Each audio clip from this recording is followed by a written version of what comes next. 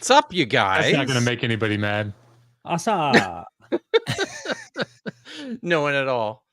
Welcome one and all to my channel, to Derek's channel at Mythvision Podcast, and to Josh's channel at Digital Hammurabi. It's Friday, April the 12th. It's Megan's channel. Sorry, but I mean, she lets you play with it sometimes, right? Sometimes. So this is one of those times, gentlemen. It's just after 5 Pacific time, the right time. And we have a special treat for everyone this evening. So how you guys doing? Josh? Yeah, doing well. Nice. Sorry. What was that? You're going, who's introducing this thing? I guess that's true. I guess we maybe we did say Derek should introduce it, didn't we? Yes. Derek me and Kip are interviewing Derek Josh now. Derek is the hostess with the mostest. Ladies and gentlemen, welcome to Mythvision. And today, serious. Josh, everybody, get Josh's slavery book. This is the introduction I wanted to say. Subscribe to Kip Davis. He has turned into the actual animal with a capital A.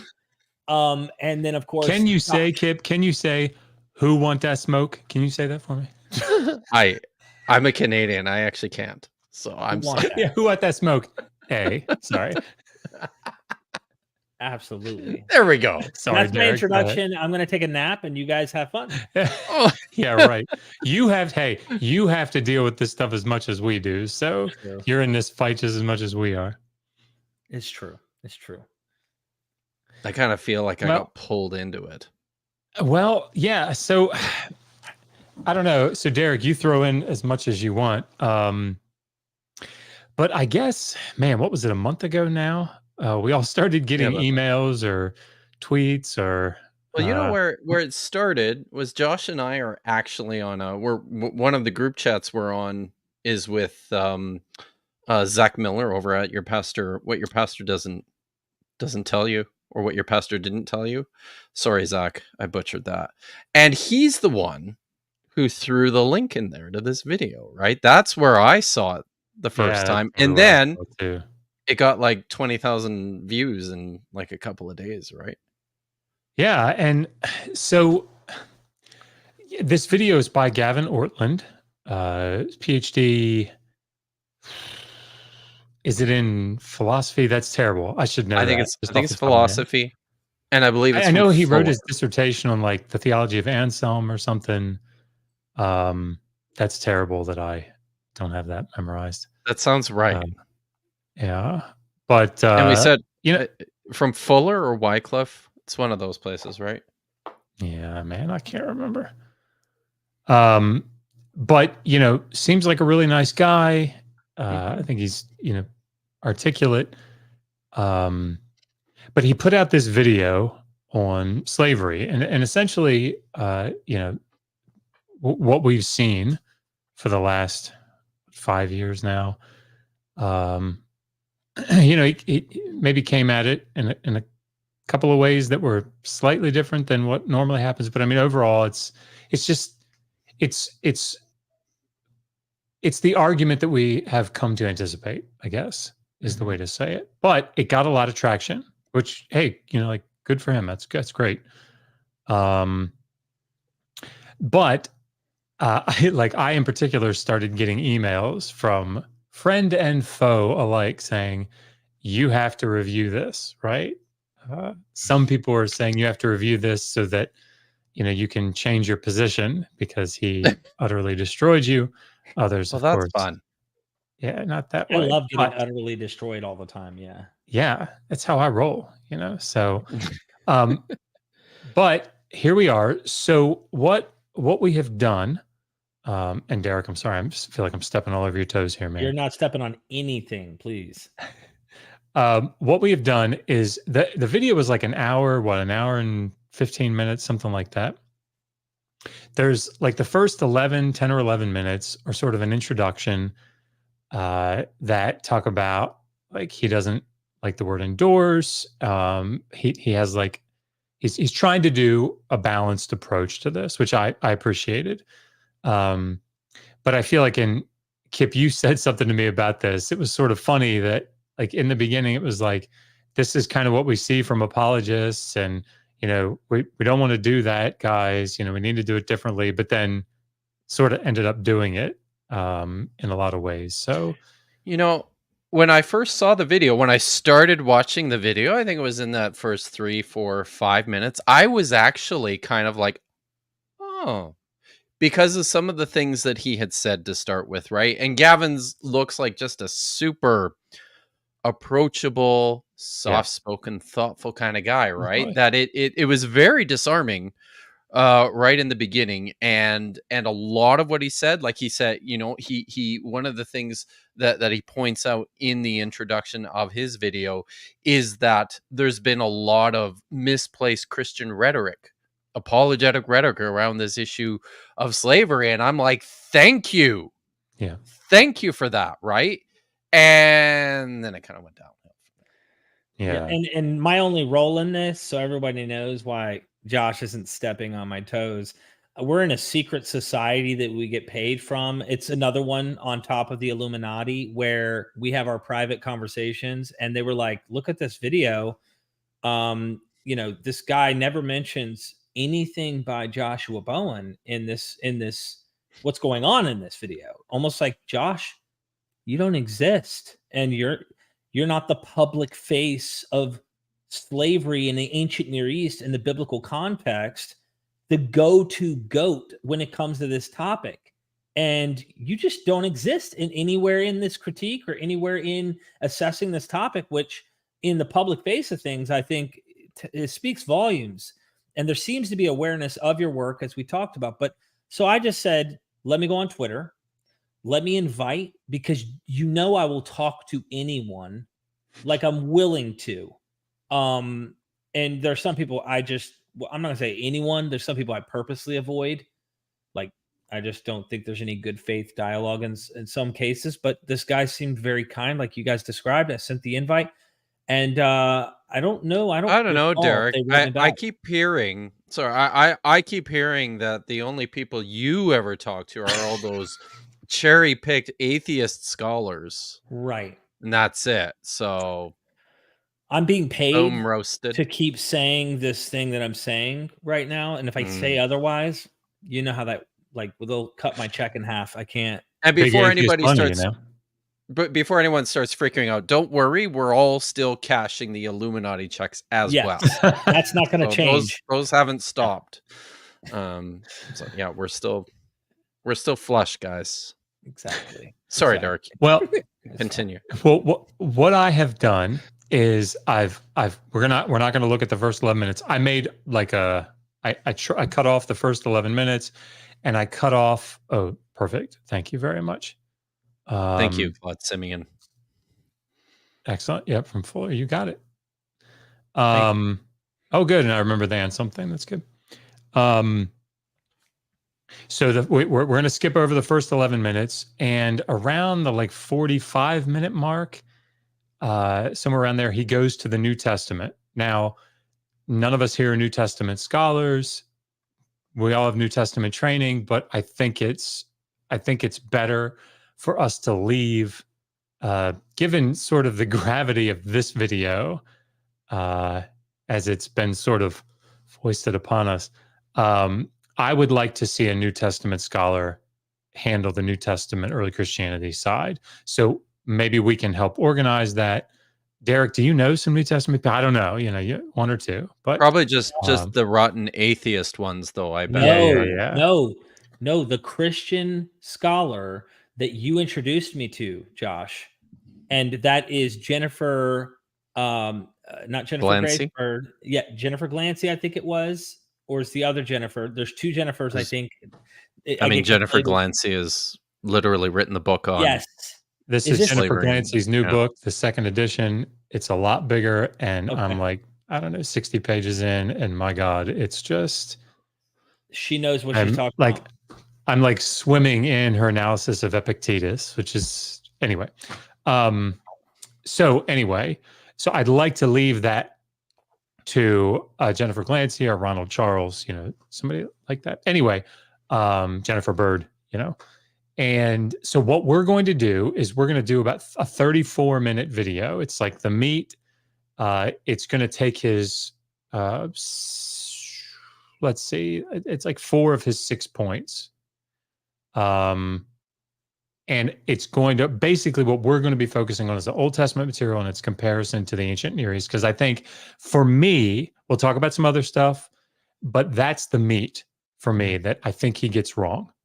And I think it's like the linchpin in his argument. And it's not just his argument, right? But this argument about like progressive incremental revelation or God condescending and dealing with mankind where they are to bring them along, that sort of thing. So we're gonna kind of poke holes in that best that we can. So so I have this edited video. It has little stopping points that I've put in the middle, but yeah, so there are places to stop, but you guys feel free to stop me whenever you want.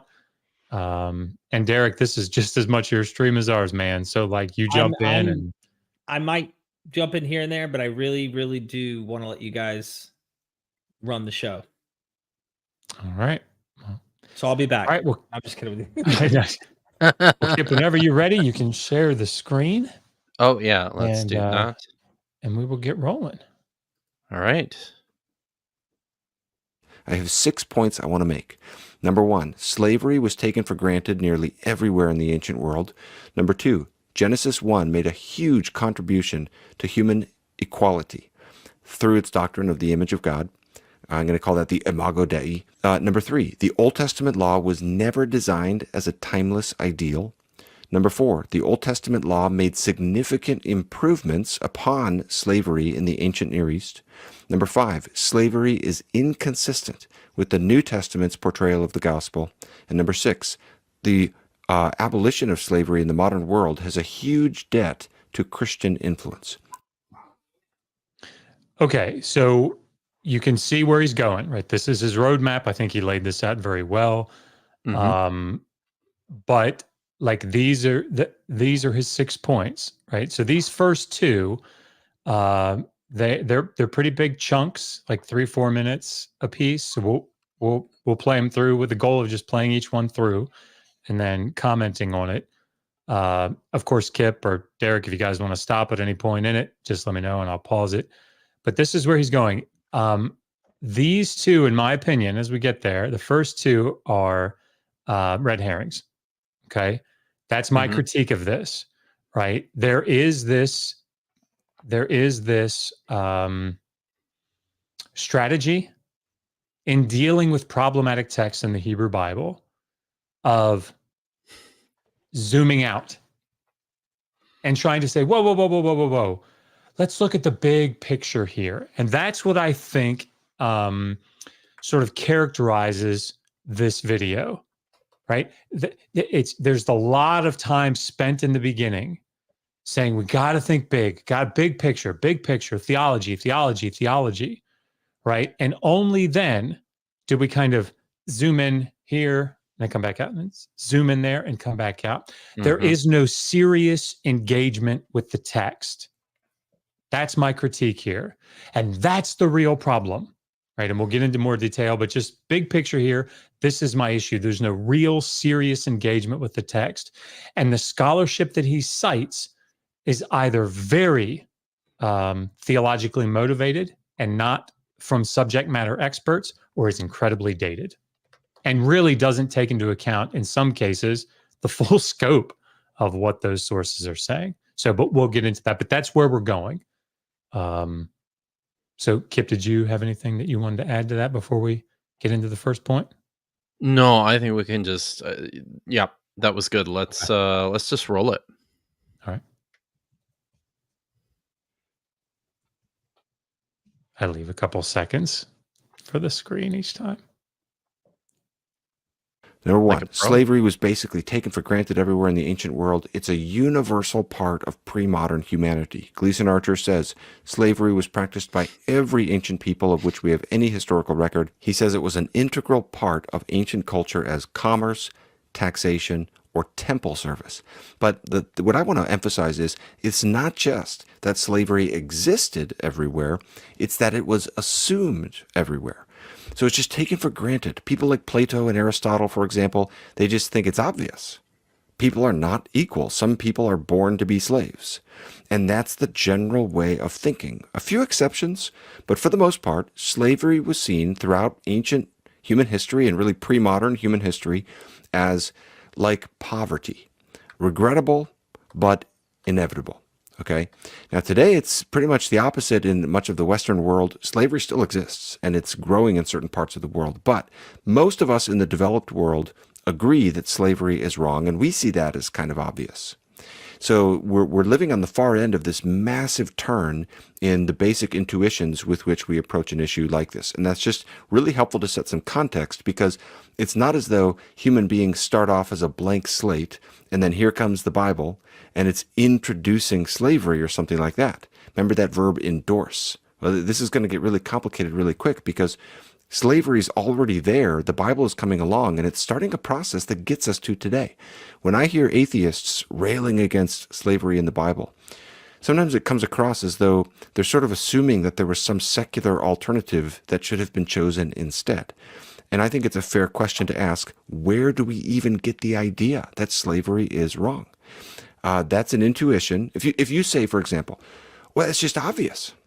This is how sometimes people respond. They say, it's just obvious. Of course we can see that slavery is a bad thing. But I think that's naive about the problem here. That wasn't obvious to the vast majority of human culture throughout history. We only see that as obvious today because of a very specific process of evolution in human civilization. And that process differentiates us from most of pre-modern humanity, and certainly from the animal kingdom. I mean, this is the challenge for the atheist, is in our long evolutionary history, where did this idea of like universal human rights, that was never a thing. Where did that suddenly come in? Where do you get that from? I'm going to come back to that at the end. I'm not necessarily trying to resolve that point, and I'm trying to kind of flag that, because what I want to start arguing now is that Christianity has played a catalytic role in the process of us coming to see slavery as obviously wrong, especially through its doctrine of the image of God and also through its understanding of the gospel, what it says is the good news of Jesus Christ. And so the concern, just to make visible here, is if you don't believe in that, you do then have to give some other alternative for what do you ground this belief in human equality in? And I'll come back to that at the end. I just kind of want to flag that at the beginning here. In other words, another way to say this is, it's a fair question to ask, how could the Bible tolerate slavery? That's what I'm going to try to address now. But it's also fair to ask, how did it ever come to be that there's a society that doesn't tolerate it? That's a bit of the story I want to tell in this video. So, is it just me? Or was that, and I didn't catch this the first time around, or the second or the third time around, but is it just me? Or is it kind of a strange point to make that one of the things that separates humans from the animal kingdom is slavery?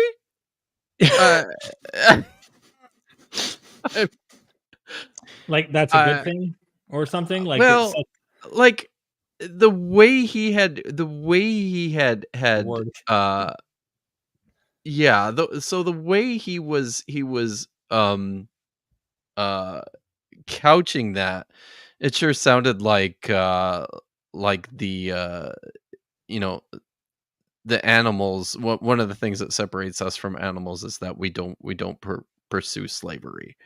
So, but I don't know, it was weird. I thought that was weird.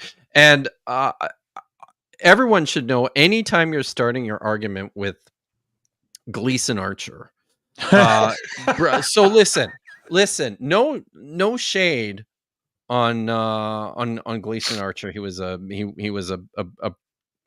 a fine Old Testament scholar, did his work at Harvard, But guys, this was back in the 1940s. A lot has happened since the 1940s, Josh. I mean, A lot. you've published 2 books on slavery since 1942. So, Yes. Well, uh, so yeah, I agree. And you're going to see in this video, we're going to point out in a couple of different places, actually with some animation, some of the issues that we have yes. with some of the sources. But I want to try to steel man at least this. I mean, obviously the whole thing I want to steel man, but I think we need to kind of do it these first 2 points, right? So if I can, and you guys push back on me if you think I've missed something. Essentially, what it seems like he's trying to argue here is that it's everywhere. In other words, ancient Israel, under his perception, I imagine, is that God brings the nation of Israel out of bondage in Egypt into the land of Canaan with these laws given on Sinai, and these laws are not stepping into a vacuum.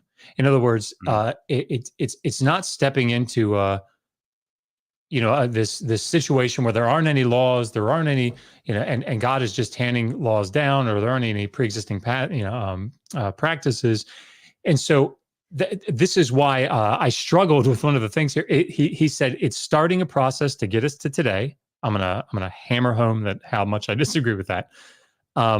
But secondly, the Bible didn't come along and introduce slavery. And when I heard that, so sorry, I want to steel man here. So the Bible doesn't come along and say, hey, slavery's great, let's do that, when no one else was doing it. Everybody else was doing it, right? So the Bible is starting on that foot. God is coming into that world with his law. And so the argument that Gavin is going to make here, and again, it's not dissimilar from what others have made, David Webb very recently, or more recently, and others like him, that God is condescending to humanity, specifically to Israel here, and saying, look, I want to slowly get you out of this. I can't do it all at once. And so I'm going to incrementally, or bit by bit, slowly move you in the direction of slavery bad. Okay. That's what his argument is, as I understand it. So then the second part, and then guys shut me up, and but the second part then is when he says it's a fair question to ask, how did the Bible, how is it, first of all, that we know, or we believe that slavery is wrong as a people today, and it's a fair question to ask, like, what do you base that morality on, right? And why is it that we moved out of slavery at all, right? And there are 2 things built in here that I see. One, I think it sounds like this is somewhat presuppositional apologetics, right? Or at least, maybe not presuppositional, but it certainly sounds like, this is an argument, obviously, from objective morality, maybe divine command theory based in, God's commands that are coming out of his moral nature, whatever, I don't know, not my field.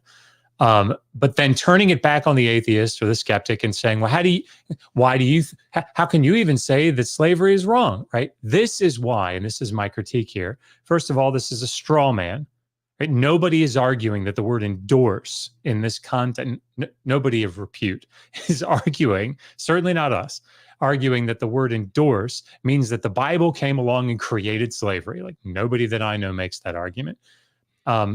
Secondly, I wanted everybody to notice how quickly from the beginning it moved off of the topic of slavery, if it even got onto it, to, well, how do you know that anything is wrong anyway? What's your moral grounding? Right. This is, to me, whether he means it or not, is insidious, right? It's this, stick to the goddamn topic. It's what I wanted to say over and over again to this video. Gavin, like, you seem like a super nice guy, but like, I'm saying to the video, like, oh my God, just do slavery. Stop saying, well, how do you know? I mean, it isn't like, anyway. these are internal critiques that that atheists are doing, right, or skeptics are doing. All right, last thing that I'll say here. It's not debated that everybody took slavery for granted. Everybody knows that slavery was taken for granted in the ancient world. It's part of what's going on. Where we're going to push back hard, this is where I land, is that it's starting this process to get people out to where we are today. First of all, I think that's, I don't know, that's going to be the thing that he's going to have to defend here. And his major linchpin in this video is that the Hebrew Bible is presenting laws that are so much better than the rest of the ancient Near East is going to fall apart. Yeah, it is. Sorry, guys. Go ahead. I can't wait to see the evidence, of course, that you're going to present that's comparable, which you've done in your book. But it's like in our discussion today, you can give examples or cover some of this. But I'm literally recording today. My brain is mush. That's why I'm thankful for you guys. This video on like, does Yahweh exist? And some of these philosophical and biblical critical ideas that kiss in this documentary that I'm producing is an argument called the polymorphic projection. Ultimately, and he goes through so many, I mean, the socio-political setup. Is it not ironic that Yahweh's, even the language of Yahweh's temple, Yahweh's political setup in heaven and the council looks so much like the other ancient Near Eastern deities, and those setups look a lot like the human constructs. We go through everything, cosmography, cosmology. In every aspect, it seems that the deity, even speaking from the biblical text, does not see the limitation of the deity's knowledge and understanding is limited to the authorial pen. And it can't see beyond that. Well, what does God have going on in heaven? Instruments that just so happen to be first millennium BCE instruments. Why is he not rocking a guitar? He's flying on chariots with horses. Why is he not running a jet? Why is everything kind of dated to these kind of concepts? And slavery is no different. And so my observation is just saying, when you look at every category, mythology, syncretism, the list goes on, you see slavery also in the same avenue is what the Bible's doing, similar to what we see in the rest of the ancient Near East. And so it's special pleading to me up front, right out the gate, with my flavor of religion and foundation is true. Scratch every other society and culture that has morality that predated, that coexisted, and postdates biblical text. Anyway, there's my role. Yeah. I think we should continue on with the next point. But before we do, I thought I'd share a couple of things. Jennifer Silves has said, I think Dr. Kill and Dr. Josh should start wearing clown noses when doing these. We love to hear slavery is bad, so keep it up. But these guys are responding to are clowns. I can't say I disagree. But I don't know if I'm ready to go out and buy myself a clown nose either. So I don't have one. And my David Falk fat face stick is too far away to grab right now. So Ralph Thompson has said that the Bible does not condone the transatlantic slave trade, because how could it? That was hundreds of years later, right? That was man stealing or human trafficking, which is not approved of in the Bible. Ralph, we are going to certainly get to Stick around. Get to this. Stick around. Exactly. But for now, I think Josh, I'm gonna bring the video back, and we can continue with that.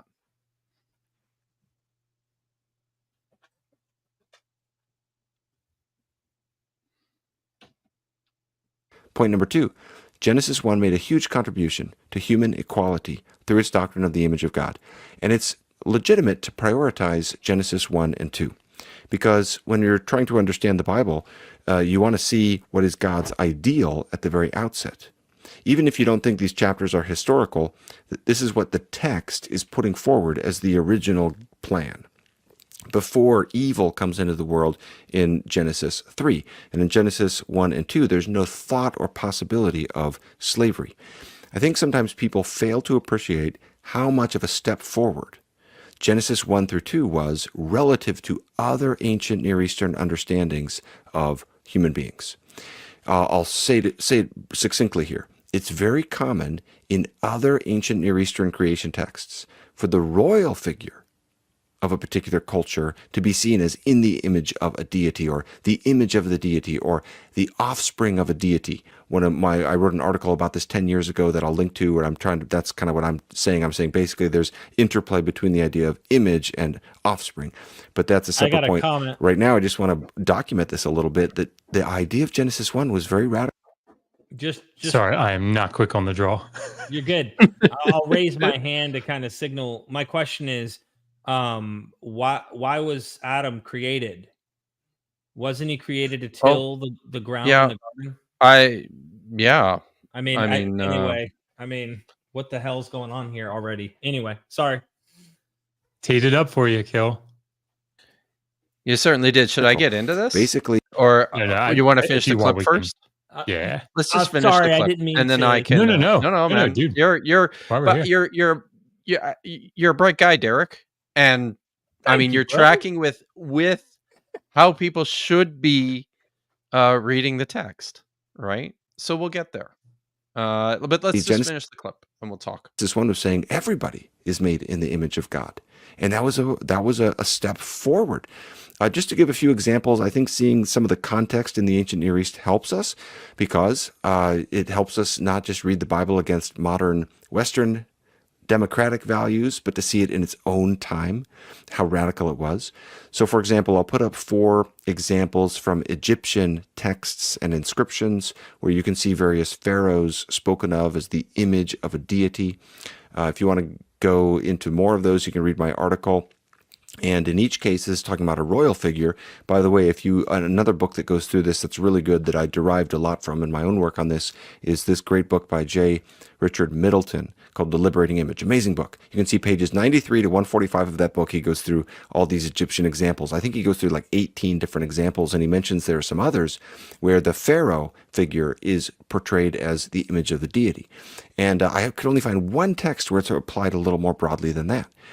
In the Babylonian creation myth, Enuma Elish, you find this idea of creation in the image of a deity, but again, it's only applied to other deities.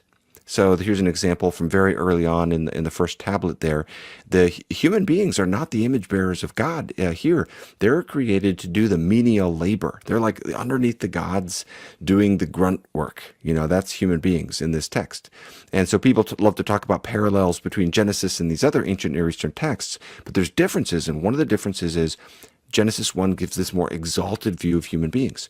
I'll put up just a few other examples from an ancient Assyrian epic called the Tukulti-Ninurta epic, where you can find, I'll just quote from my article here, I won't read through this, but you can find 2 Assyrian kings talked about as the image of a particular deity. And again, it's just the king. And in the article, I go through a few other Mesopotamian documents but the point is, the Bible takes this idea, which was kind of a common thought in the ancient Near East, and democratizes it. It's not just the royalty that's in the image of God. Everybody bears God's image. In other words, metaphorically speaking, everybody is royal. That's a radical idea. We often take that for granted today. Historically, that was not self-evident. And throughout Christian history and Jewish history, you can see that idea, that radical new idea, coming into clash with alternative ideas. For example, Celsus, the critic of Christianity in the 2nd century, one of his criticisms is, you guys elevate human beings too highly. He said the radical error in Jewish and Christian thinking is that it is anthropocentric. They say God made all things for man, but this is not at all evident.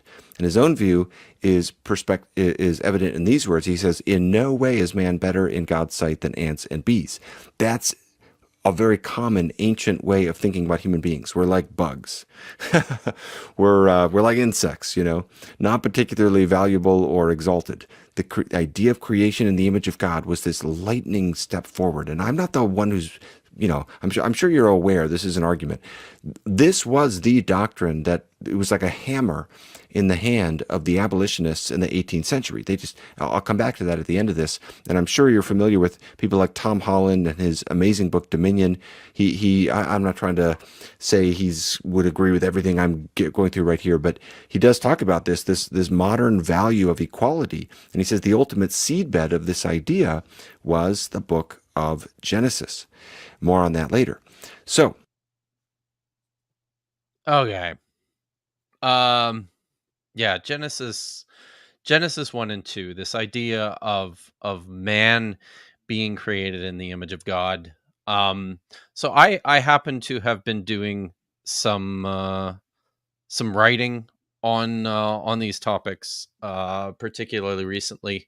So I've spent devoted individual whole chapters in the book that I'm currently writing on individually just the first and the second creation stories in Genesis chapter 1 and 2. And like on the face of it, I think this sounds like a convincing argument, and in large part on the basis of how this idea of the image of God, I think, probably developed into the Christian period, right? Following after the writing of the New Testament and into the Church Fathers. And I think this is probably very much the same for the early Jewish. I should say the early rabbinic Jewish commenters on these texts as well.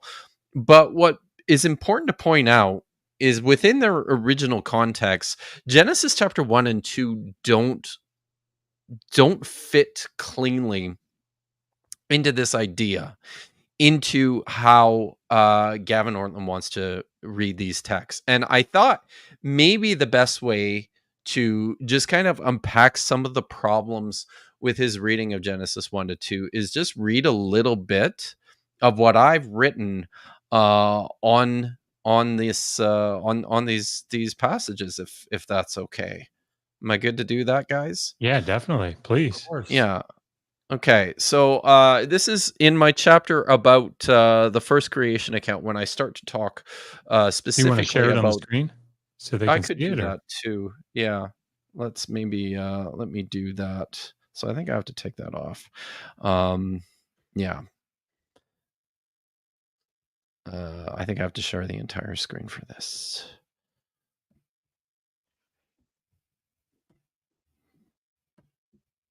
Okay. All right. So this is where I specifically start in my section on. Oh no, that's the wrong chapter. Let's go to chapter 7 first. This is in my section on the Imago Dei there, and I'm not going to read from the beginning. I'm going to start here. What is the image of God? What are images in the Hebrew Bible and in other ancient Near Eastern literature? In order to answer these questions, we need to spend some time looking at how these words that I've translated, form and image, are used more generally. So first in verse 26, God proposes that they make man in their tselem. And you read that right. But at this point, it shouldn't bother you to see that God is not alone here. This is a proposition that takes place in the divine council. The word tselem is used elsewhere for figurines and statues of other gods, what we would describe as idols. The form of God, then, is a representation of God's being, but importantly, this is a physically embodied God.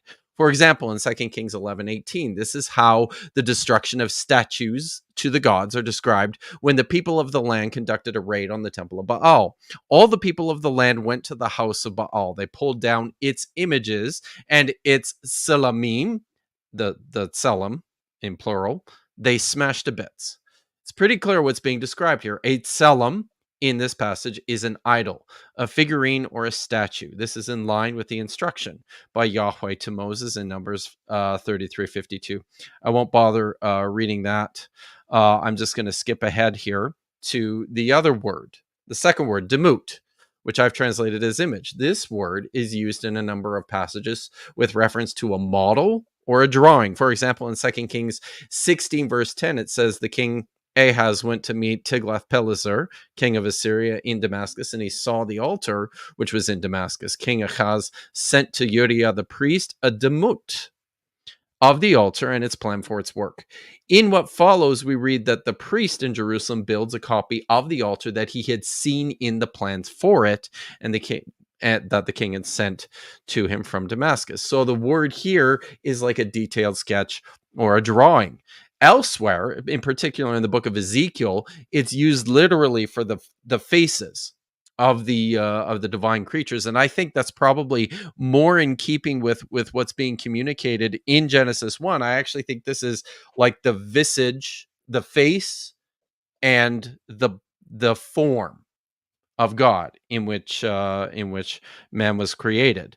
These words used together, Tselem and Demut, the form and the visage of God, are more akin to a combined depiction of his actual being, similar to idols and images of the gods, which were common throughout the ancient Near East. We understand that statues of gods in the temples or the small figurines, hundreds of which have been discovered in archaeological excavations throughout Palestine and Israel, are not the gods themselves, but they are representative of who the gods are, or for our purposes, more precisely, what they do.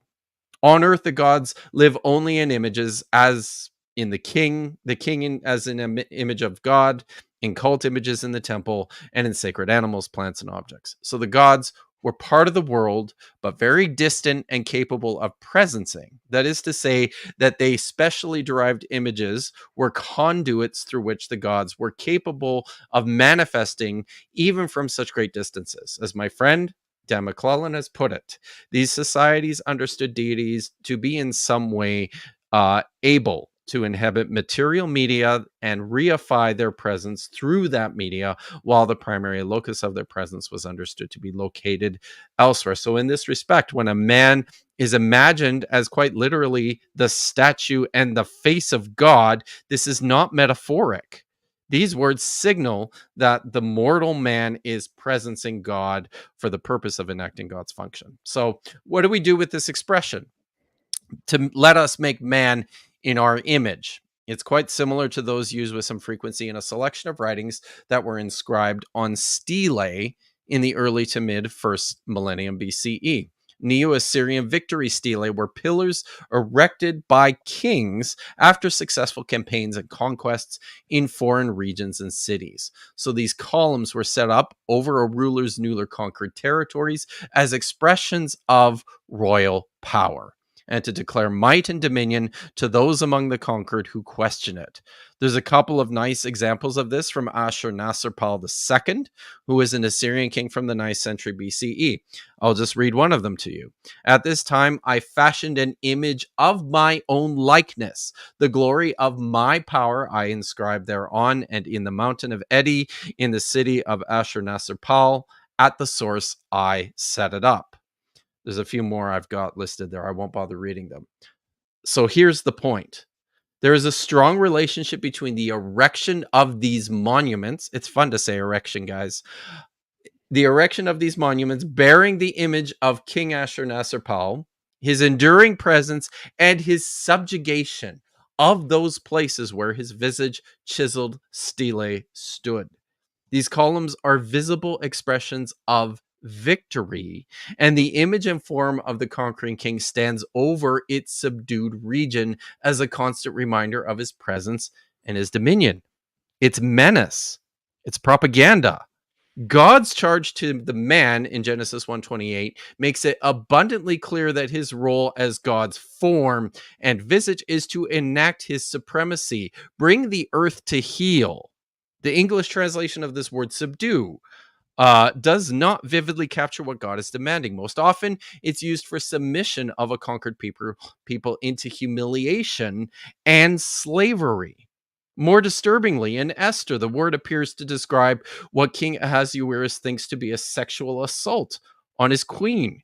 Would he dare to rape the queen with me still in the house? So here, God instructs the man to put the natural world in its place. on the heels of a resounding conquest, which resulted in the order and structure of creation. It's a violent, rapacious picture of a domineering God lording his victory over the captive adversary. So that's Genesis chapter 1. And I think this is an important point to make, even though this is an idea that developed much later into something else. This isn't where it started. So if this is God's ideal for humankind, we need to think and we need to carefully consider where this was first uttered and why it was first uttered. So it's not a happy picture of equality and freedom for everyone. This is about doing the domineering God's bidding, and in as I said, putting the natural world under your heels, as it Is it were. safe to say, too, guys? I mean, it sounds like what you're describing is historical cultural milieu, what the zeitgeist of the actual context is. And that's what I love to do, as you know.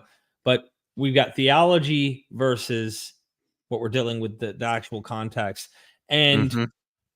even in the original context, when I'm reading this text, I'm still seeing, while Adam represents the first man in this mythos, there's still a sense in which, while it maybe this man represents universally mankind in some way, notice immediately there's a tracked genealogy that directly lines up to a certain national people, a special chosen people in the narrative function, Mm. and they are uniquely called out among everybody, right? So there is a, what you mentioned in your book, I saw propaganda, the word there. I'm thinking there's like a propagandistic function on narrating this origin story that just so happens to make your people be the ones. And if we were to consider their post-exilic or even exilic context for the origin of this myth, they're not in a place to be kings. So I imagine That's if they were in true. power, how much different would this story had been? It would have looked like these Neo-Assyrian understandings, probably more so than being the subdued ones underneath who have to kind of have this imagination, if that makes any Yeah, sense. You know, that and I think that's a very good point, actually. In terms of helping us to locate this text historically, and attempt, trying then to unpack why it might couch this image in the way that it does. So, see, you're good at this, Derek. I It's just listen to you guys enough, good. and then I think about things. And I'm like, Should I say something quickly about Genesis 2? The bit that I wrote on Genesis 2 and 3 is a lot shorter, but I think so. And the point you made, the point well, Derek. I noticed a couple of people picked up on this in the chat as well. Um, Humankind was created specifically for work, for enslavement in the Garden of God, which is in Eden.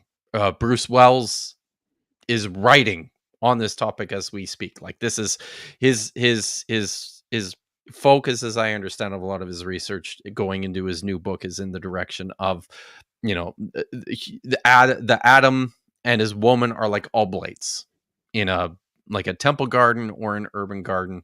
So I will I'll do this one, and then we can get back to the video, unless Josh maybe has some other things to share, just to finish up this point here. So this is from my chapter on Genesis 2 and 3.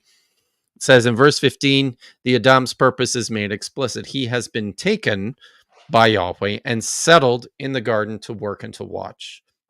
One of my favorite English translations, Jewish Publication Society's edition of the Tanakh, renders this to till and to tend. And the picture is of a man farming the land, but there is an added significance to the usage of these two words together. The first word is frequently used with the plain meaning of work, and the second to keep or to guard, but both words also carry with them cultic connotations. Both words are used often of the Israelite priestly group known as the Levites to describe their service to Yahweh, specifically in the tent sanctuary in the nomadic tribes long before the permanent dwelling of Yahweh in the Jerusalem temple had been constructed. It appears in Numbers 3, 7 to 8. On another interesting translational note, the word in both places that we commonly see as work in our English Bibles is the Hebrew word avad, from which the noun eved is derived, meaning slave. Genesis 2:5 and verse 15 are quite clear about this. The Adam's purpose is to serve the ground. The Adamah is literally the word from which he was formed. There was no man to work the soil. This purpose is accomplished by his service in the garden of God. Yahweh settled the Adam in the Garden of Eden to work and to watch it. In an implied sense, the man is a slave to the earth. This is a theme that was picked up later in the story. But for now, his enslavement is confined to the limits of God's garden, the Garden of Eden. And I talk a little bit about this as I go on, but oftentimes we get this sense that when God planted Eden, it literally says that this was for people. But no, this was God's garden. Ezekiel actually makes that explicit by calling it the garden of God in Eden. And, as his garden, as his place for repose, the humans were placed in there for the specific purpose to look after it, to keep it, to make sure that Yahweh didn't have to work too hard. What else should we call that? Josh, doesn't this bring like a different meaning to the whole ashes to ashes, dust to dust kind of thing in a way? It makes you think like I am a slave to the earth as a man in this myth, right? Because he's actually tilling and that was the duty or the role of the guy in agricultural situation. But everyone gets buried, or at least they have the idea of shale going into the earth. And so there's this like built into the way they probably view things is the slave concept to the earth, his actual duties as a slave in the garden to the deity, but just the idea of returning back to the earth. I am trapped to return back to the earth, period. So, guys, we have a decision to make here. Uh-oh. Point 3 is, I think it's like 6 minutes. The clip is like 6 minutes long. It still doesn't have anything to do with slavery. It's the Matthew 19 section. Folks, I'm not kidding. I think in the actual video, 26 minutes go by before you talk about slavery. In an edited video, that's not great if it's a video about slavery. Just want to put that out there. So I'm thinking that maybe we skip that section just because we're almost at the hour mark. What do you think? And we can summarize it. I'm totally on board with that, and I think it's worthwhile just summarizing this. I did like this comes up a lot. This idea, the Matthew 19 ethic is that on the teaching in Jesus's teaching of divorce, he makes this point that the law for divorce was made because of the hardness of the people's hearts, and he has a better ethic to replace it. This gets a ton of traction among evangelical apologists, and they apply it to everything that they do not like. Hyperbole. It's like hyperbole. Yes, violent. It's like hyperbole. I did a lengthy stream on Tyler Vela's channel over at the Freethinker podcast about biblical violence, genocide, and atrocities in the Old Testament, responding to a video that started by making this exact same point, that because of Matthew 19, we can see what's called a redemptive movement out of it's not all happening at once, right? But things are progressively getting better. So even if it looks bad in the Old Testament, don't worry. God's fixed it in the New Testament. And if anyone's interested in a video specifically on that marriage section, I did a live stream with Jennifer Grace Bird, and she goes in on this because it's in her new book. Jen's good at killing things. Big time. So let me say this because I think it's a good segue, and we can put the video back up, and I'll skip through real quick. But here's the thing about the Matthew 19 principle. Okay, it's about divorce, right? It's fine if somebody wants to try to say, "Look, this is a principle.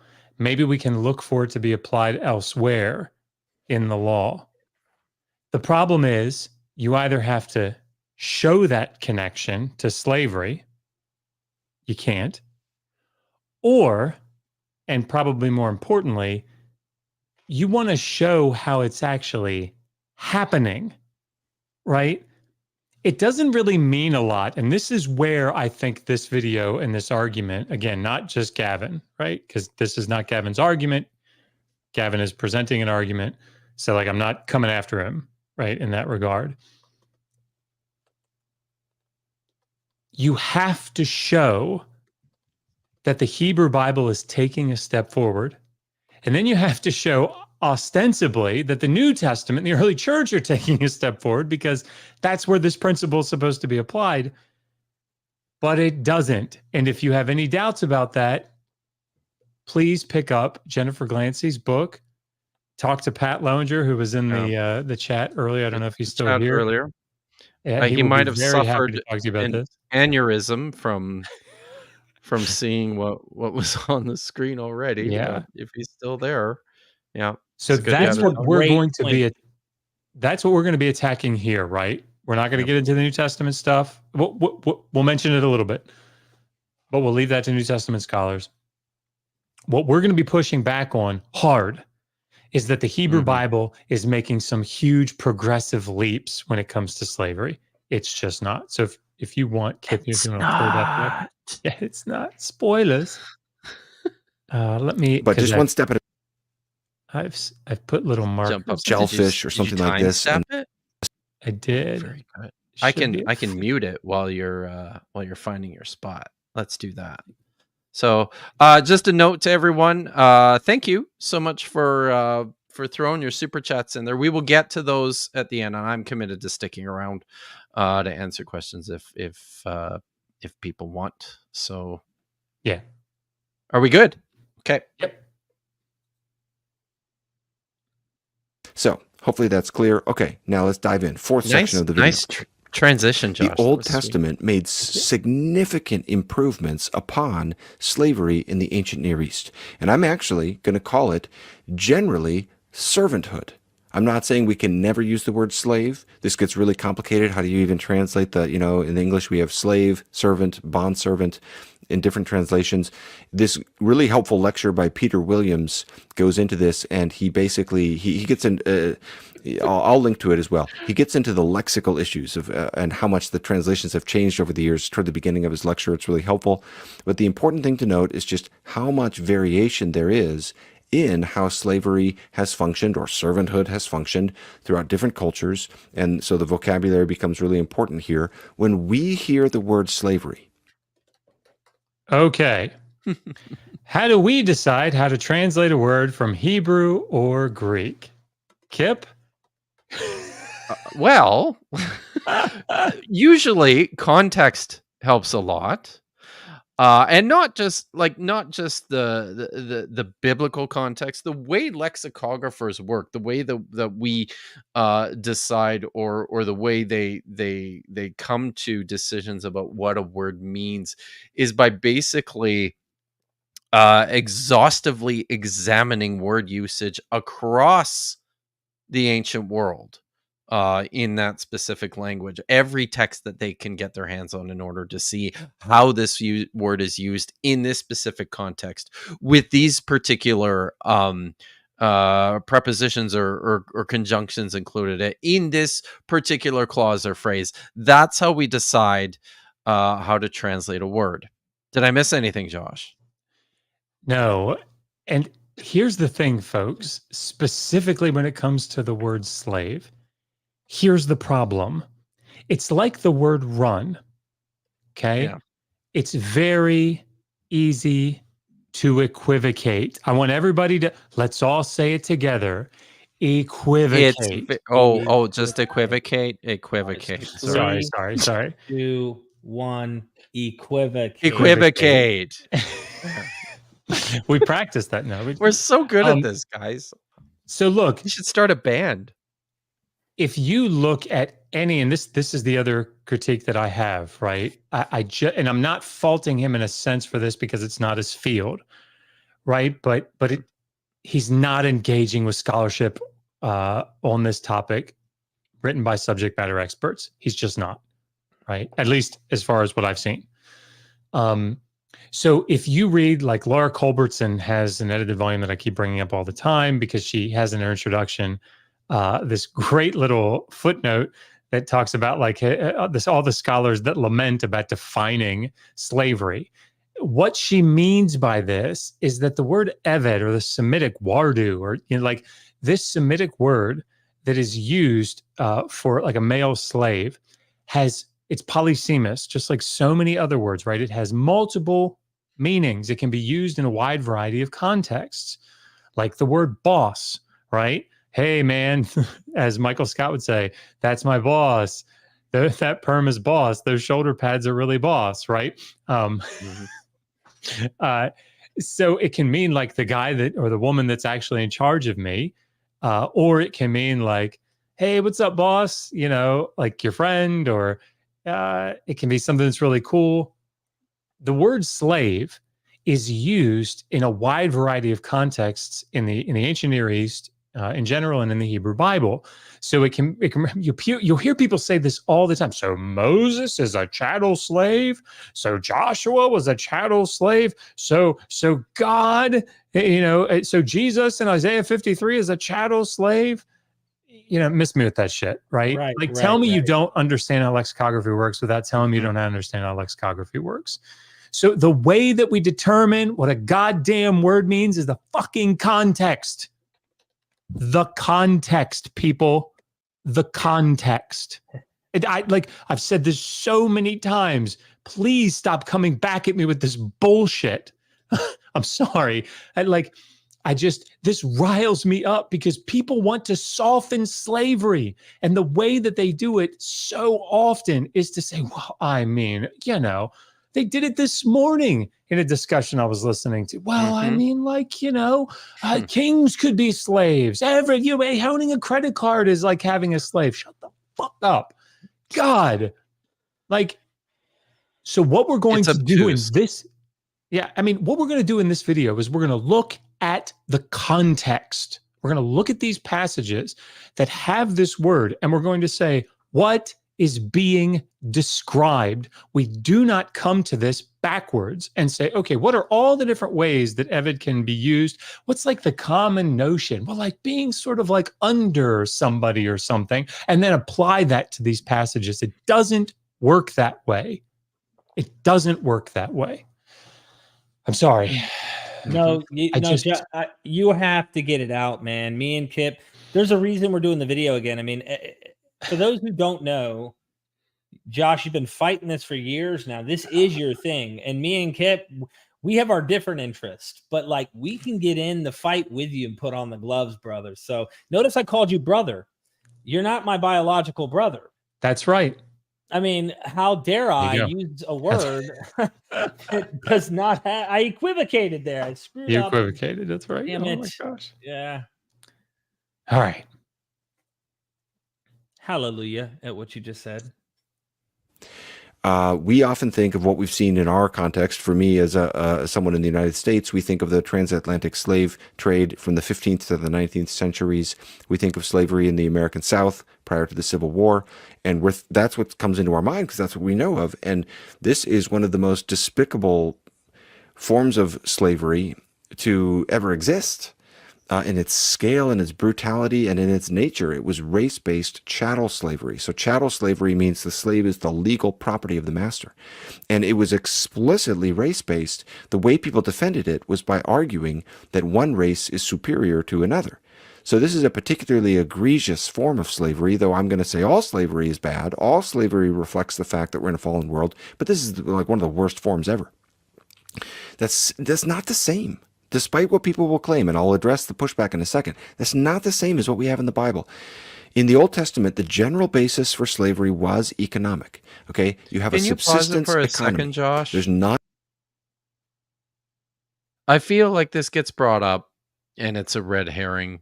The amount of attention that Christian apologists want to put on this idea that in the Old Testament it wasn't race-based slavery. It's so much better because it's not race-based, you guys. It's way better because they weren't racists back then. Are they not xenophobic, tribally? I mean, it's Well, because they're foreigners. Because of Yeah. their race. Anyone who's not part of the covenant is free game, you guys. This is so screwed It up. wasn't It's, based on this thing that hadn't been invented yet. Yeah. Sorry. Okay. We should continue. a lot of safety nets. If you can't pay off your debts, this is one way you can survive. All right. Oh, look. Yeah. You anticipated this. Therefore, what? Memorize it. When you, and I'm obviously talking to the audience here. When you encounter someone that says this, ask them a question. Therefore, what? Because what would he say? It's okay because it wasn't race-based? I hope not. I mean, he said earlier, right? And this is nothing more than trying to wash down, to whitewash, to soften up coming into the text, right? Coming into these passages. Whoa. We can't make these connections to the antebellum South. Yeah, you can. And in fact, They one of the did. things that I tried to, I mean, they did, right? I mean, like, look at the laws. How do in you the think they antebellum did South. that? Like, Yeah, I mean, and we'll talk about it, but I mean, like, sure. yeah, I like, so I write about it in the book. But please, everybody, go pick up Thomas Morris's book on slave laws in the antebellum South. He goes through the colonial period. He goes through the post-revolution, goes to the antebellum South. And look at the laws about slavery. They'll say things like, no good Christian would. And then they'll say, abuse or murder their slave. But for moderate correction, the rights to beat the slave must be maintained by the master. Sound familiar? Bible. Yeah. I mean, I will say this. I really appreciate about people like Gavin and people like that were doing theology in the abolitionist movement. They're starting at least from the position that slavery is bad. Thank you, Gavin. Yes. You would not believe, Gavin, how many people do not begin there today. How many So Christians? thank you. Yeah. How many Christians? Yeah. So crazy. thank you. I would much rather somebody be liberal with the text, progressive with the text, and say, you know what? Let's zoom out. Let's not focus in on these other. Let's read them in light of passages about freedom. In that respect, if I've got to make the choice, please do that. So, yeah, I do want to say that. Can I add one little observation about God? And it's only like a few sentences. It's something I noticed today when I did my script is that you have people who believe God loves everybody and they have such a loving God. And I think it's a reflection of them. I think it's a mirror of good people. They're good people and they want a God that reflects that good nature, that they aspire to even greater goodness of themselves. But textually, God hates. God causes evil. I mean, like, I can make the case Calvinists have swallowed this pill. So when you have Calvinists who aren't shying away from the problem of evil, because God created evil, God does evil. Yeah, he causes evil. Whoop-de-doo. Mm-hmm. They accept the ugliness of the text. I like the Christian who's willing to wrestle with his theology, wrestle with the tradition, and even if he has to confront it or she has to confront it and say, I reject that notion, that's not my God. I don't care if the Bible says it. I don't accept it. Jennifer Bird's book, when she talks about permission granted, to say, God abhors workers of iniquity, Psalm 5:5. That's not my God. Or God hates Jacob but loves Esau. That's not my God. God hates people, causes evil. That isn't. My God is good. If they're going to take a path, that's the better one.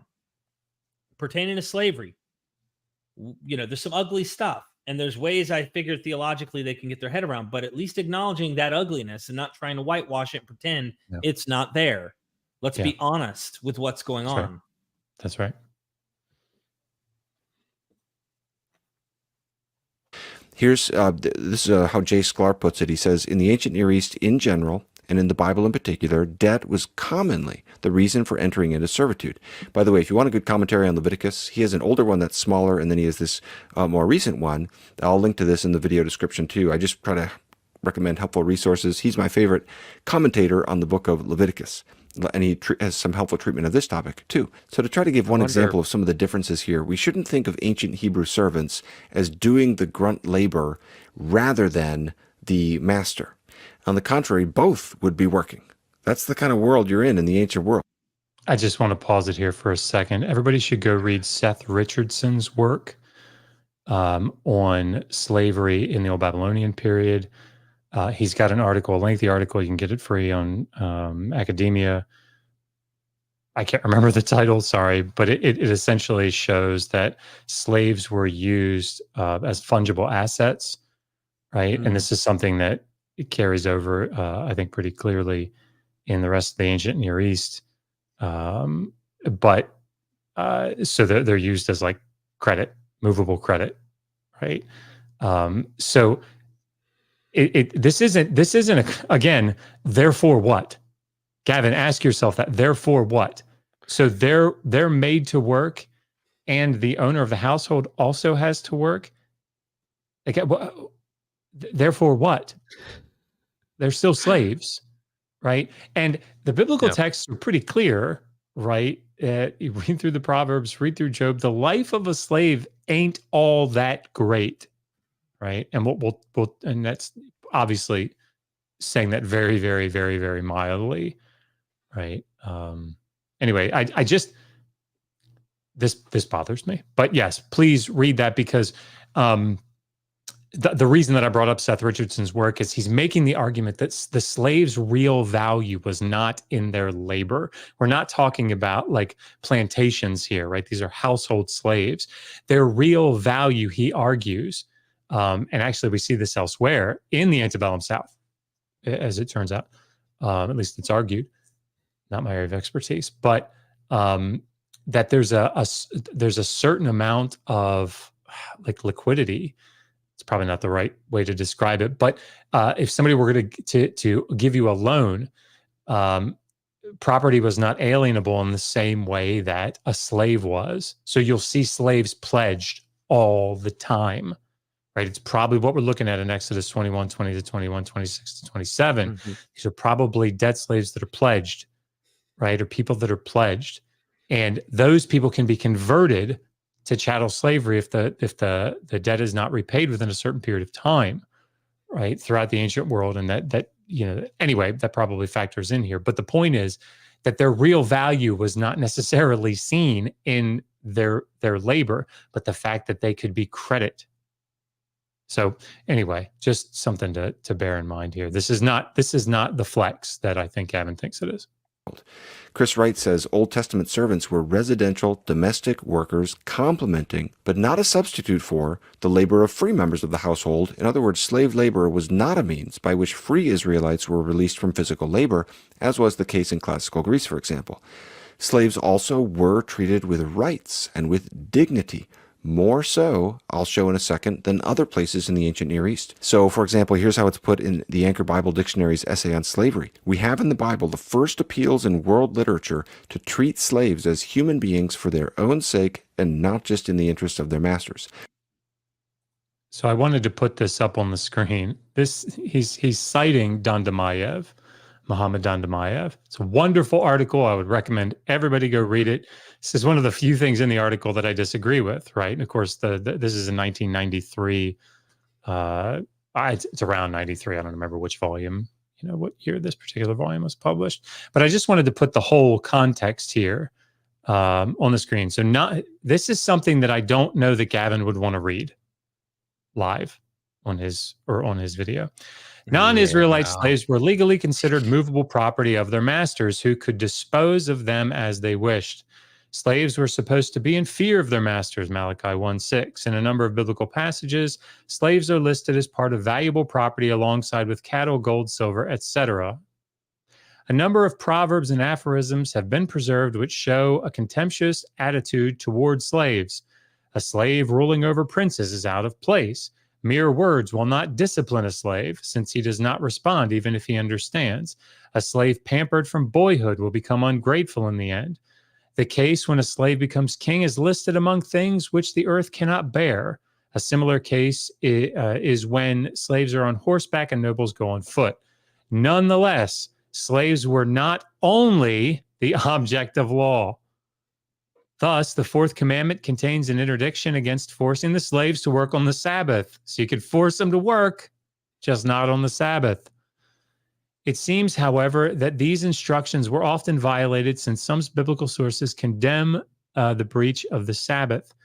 We have in the Bible, here's the quote, the first appeals in world literature to treat slaves as human beings for their own sake and not just in the interests of their masters. I don't actually know specifically what he's referring to. I think it's probably Exodus 21, 20 to 21. But thus slaves both born in the household and those bought with money, just like the free Israelites, were to be circumcised in order to share cultic life and eat the Passover. Maybe that's just what he's referencing. The Hebrew law also restricted the master's power over his slaves. Premeditated killing was considered a crime and punishable by law in cases where the slave died immediately from the beating. We're going to show that this is the same in the rest of the ancient Near East, or in other places in the ancient Near East. So, anyway, I just wanted you guys to see that in its context. And obviously, that's not the whole article. Again, this is section D. I highly recommend that Dondamayev's article. Is fantastic. Did you guys want to say anything about that? My ears perked up when I heard him say that little section, and I'm like, let's find the prettiest part I can, pull that out. We have in the Bible the first appeals in world literature to treat slaves as human beings for their own sake and not just in the interest of their masters. Yeah, and I disagree with this, right? Right. Yeah, sorry, I mean, it's not just Israelites, but they're saying the first. I wonder if any of these ancient Near Eastern law codes, better yet, emphasize, or at least narratives about slaves where they're treated in a certain fashion that seems like they have even some dignity or some personality in those contexts. It almost sounds like that, because I don't really get what that means as human beings for their own sake. Like, what are they trying to say in this? Yeah, you like this thing about being circumcised or sharing in cultic life or eating the Passover. It means they're part of the master's household, right? And like, so these were, I just, even if we were to interpret this as, hey, go ahead, Kip. Sorry, sorry. I was just going to say, like, I think the thing that the problem I have with what Dandamayev says in this sentence is that it makes a presumption of what constitutes a human being that I think is overreaching for the ancient world, right? Because I think nobody was. I think that's a point that continually needs to be made, is that, like, in terms substantively, qualitatively, in some respects, I don't think there was a sense like within the ancient world, there wasn't this idea that people were subhuman, like somehow, like metaphysically or biologically worse and lower just as a result of like biology. That everybody, all people were human beings.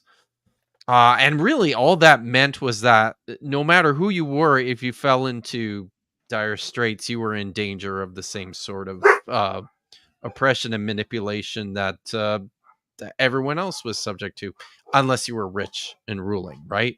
Like it feels like a an overreach to me, a conceptual overreach, an overreach of the language. It's like it feels like it's a bit of a projection back from a more modern concept of human. Yeah.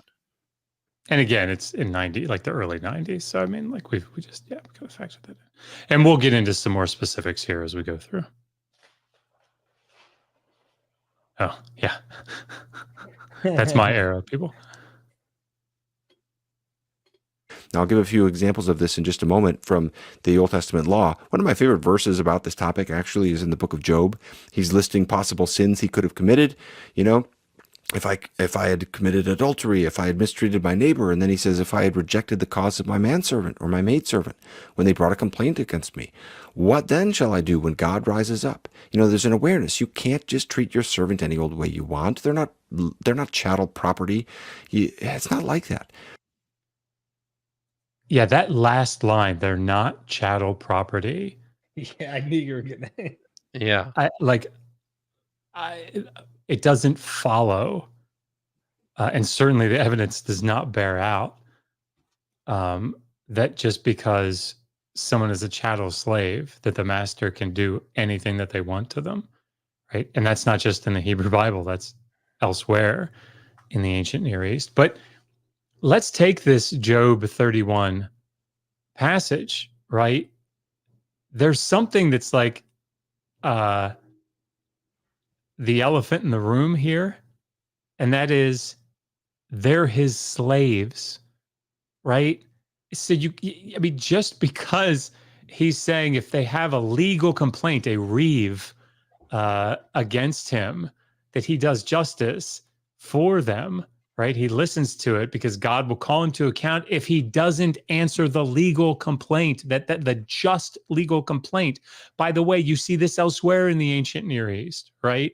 Like slaves could, in the laws of Hammurabi, you see, and I don't remember the specific line, or maybe it's 278. I can't remember which law.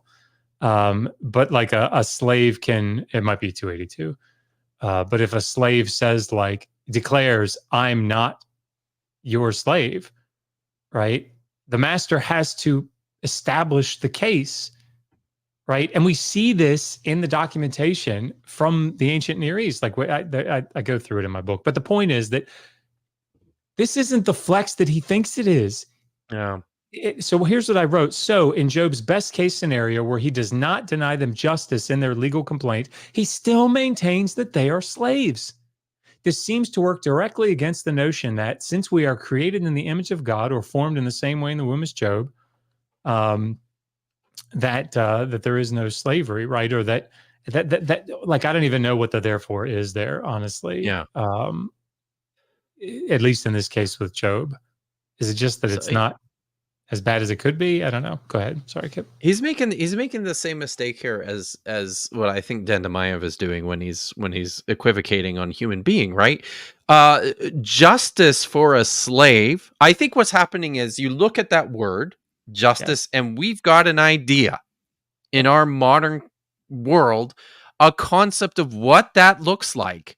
And this is the way in which a lot of these apologetic arguments sort of work.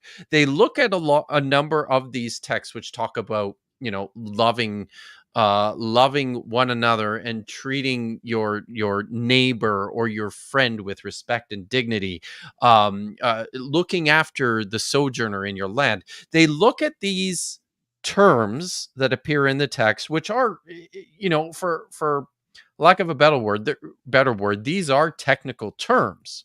Justice is a technical term within this ancient Hebraic context, this ancient Israelite context, and it means It has specific limitations to it, right? But they're not the same limitations that we would necessarily put on that word. So modern 21st century justice for a slave is not the same thing as, Iron Age justice for a slave.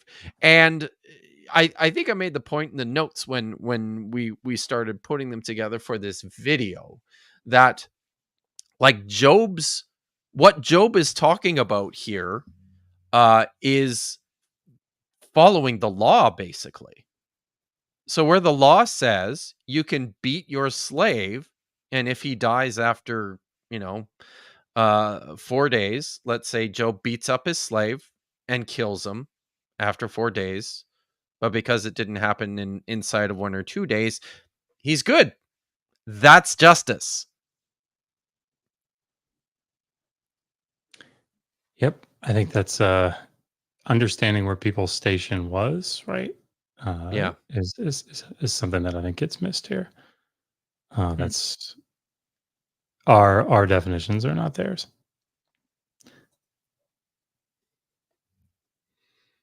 But here I just want to push back against this claim that the transatlantic slave trade is the same as slavery in the Old Testament to a T. No, it wasn't. I think any honest historian would admit that, first of all, just in its scale and brutality, it was sort of unrivaled. Okay, so I wasn't going to stop here, but I have to. Notice what he's doing. Awesome. That's Megan, everybody. Oh, sorry, it says Megan here. Hi, Megan. Our audience is a lot smarter than I am. Notice what he's doing in its scale and brutality, right? What and this is common practice. I'm not necessarily like faulting him or something for this, because I don't know that everybody would think about it this way. What he's not going to do is compare the laws on the books in the antebellum South and the laws on the books from his lights in the Hebrew Bible. Instead, as I pointed out so many times before, he's going to look at the laws in the Hebrew Bible and look at what actually happened in the antebellum South. And that's a big problem, right? Because you can't say, look, they murdered people, but here in the Hebrew Bible, it says you're not allowed to do that. Well, it said they weren't allowed to do that in the antebellum South too. Like, that's a big deal. Because as I pointed out before, people that argue like in defense of the laws about slavery in the Hebrew Bible, in many, many ways, those same arguments can be brought to the defense of the laws in the antebellum South. Yeah. I don't know anything. Listen, I don't know much of anything about modern slavery, except to know that it's still prevalent in many parts of the world. But like, I wonder, because he's basically making the argument here that biblical slavery is not the transatlantic slave trade, therefore better, right? It's okay. Would he make that same argument if there are, with regards to modern institutions of slavery in our current modern world that look a whole lot more like, ancient Near Eastern slavery and less like the transatlantic slave trade? You bring up an interesting point that let's paint a scenario, because they want to go, look, you're not allowed to steal a person to make them a slave, right? But if we all as a nation chose to go and dominate a land because Bobby had a revelation from Yahweh and he said to do it, that hint, hint, William Lane Craig, Canaanite slaughter. Anyway, my point is we go and we kill and fight and dominate, but there's many men left. We just pretty much slaughter the hell out of them. We can take those men, but that's not stealing because it was fair conquest, battle, and warfare. Let's take them as slaves now. Now, would Gavin get behind this kind of idea? I know this is straw manning him a bit because he's a Christian and he has an anachronistic theological outlook and, of course, a modern sensibilities and stuff. But you get where I'm going with this. Like, we could find a justified route that isn't necessarily just going over here and buying slaves off of others who captured them in their circumstance, which they may have felt at that time in history in their own little civilization as this was justified. But we're purchasing them, or maybe we're playing a part in capturing them, just making the point. That's a no-no. But we go over and fight a war, make it some legal justified battle in the name of God, we can then rightfully take them as slaves. Is that okay, Gavin? Like, what makes it okay? Again, therefore what? Yep. You know what I mean? So, Excellent point. I just have to interrupt you guys there. You see, you atheists, I just have to know, where do you get your morality from?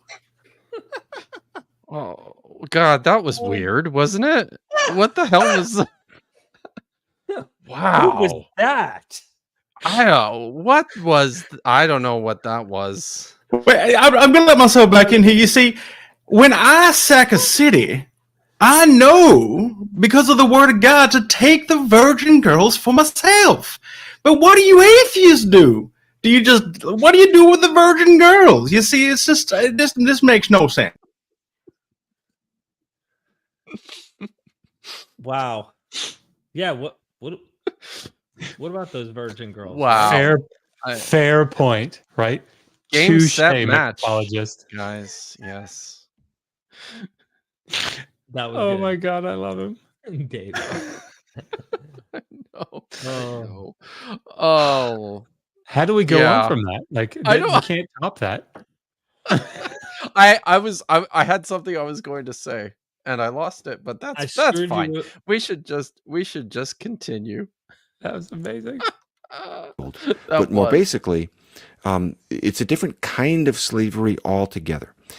Just taking the prohibition of Exodus 21:16 alone, this would have made the transatlantic slave trade impossible, because in the Old Testament you get the death penalty for human theft. It doesn't say whoever steals a Hebrew, it says whoever steals a man.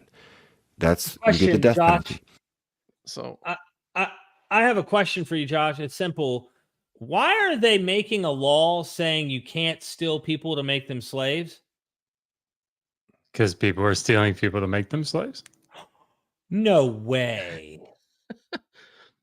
I'm being silly, of course, to make the point that if people are doing this, that would be the reason you'd make this law. So if slavery in the contemporary world, you're not allowed to murder, but the people murdering in the same, but you can't. You're not, like, your point is it sets up an environment where people are going to go beyond whatever those boundaries you set up are anyway. mhm. And the boundaries in and of themselves are horrific for some. But I can guarantee you, we could probably find examples in the antebellum South where certain slaves, I am not even trying to act like the situation wasn't horrific in their status, but in comparison to other slaves, they might have had a better family that treated them with more kindness and such, if we were comparing evil to evil in the sense. You see what I'm saying? So it rubs me the wrong way. He's right in the literalistic technical sense of it's not identical in the sense of racism and stuff, but it could have been bigoted toward other tribes. Those damn Amalekites, Mhm. you know, they might have been in their own house talking about the Amalekites or those Philistine, or, you know what I mean? Those uncircumcised Philistine. I mean, that sounds like a bigoted, you know. So listen, I don't know anything about the transatlantic slave trade. I'm just a dumb Canadian, but I do believe that at one point, like slave trafficking overseas became illegal, didn't it? 1807, I think. And that was a long time before slavery was outlawed, right? Oh yeah. Yeah, like I mean, distinction Look, without a difference, right? Like, I mean, look, like Here's so this is it, right? This argument, the Exodus 21:16 argument, this is the argument. Like if there are three big arguments, this is, in my experience, this is one of the this is the top, if not the top. Like It's the first thing second. I on in the Twitter cesspool. It's like the first thing I see. Not race based and Exodus 21:16. Those are the two things you're going to hear immediately. Look, everybody, gather around, come close, everyone in the audience, you too. It was illegal to kidnap people everywhere. No. Oh, so are you saying, Josh, that there was no slavery in the ancient Near East? That's right. That's it. That's what I'm saying. That's it, right? Must be it. It just necessarily follows if there's no kidnapping, there can't be slavery. Let me read some of these. Slavery. Yeah. Laws of Ornama 4. If a man keeps someone captive, this man will go to jail and pay 15 shekels of silver. Laws of Hammurabi 14.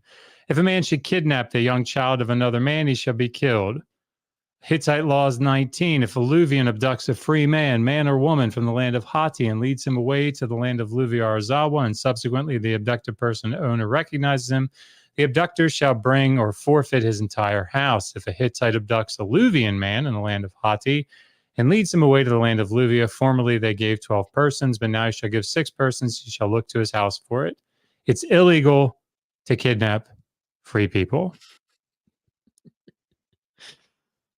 But therefore what? And Kip, I know that you want to say something, even though it's sort of an ancillary point. I know you want to say something about the Septuagint of Exodus 21:16. So please. I love the Septuagint. What can I say? I can feel it. You can feel it. There's a revision of this law, right, in Deuteronomy. Where is it, Josh? 24? 24. Yeah, I got it right. I'm terrible with the numbers, guys. So there's a revision of this law in Deuteronomy 24, which actually specifies that you are not to kidnap an Ibrit, Ish, a Hebrew man. And then when the Septuagint comes along and translates Exodus 21:16, it says the same thing. That it doesn't just say you're not allowed to kidnap a man. It specifies this. You are not allowed to kidnap a son of Israel. Now, I think that this is probably as what happens in the Second Temple period as they're collecting literature together. One of the things that happens is they're harmonizing a lot of these texts. So my thought is that this is probably what the Greek translator is doing, is looking at Deuteronomy 24 and going, this is really actually what it means in Exodus 21:16. So I'm going to provide this clarification.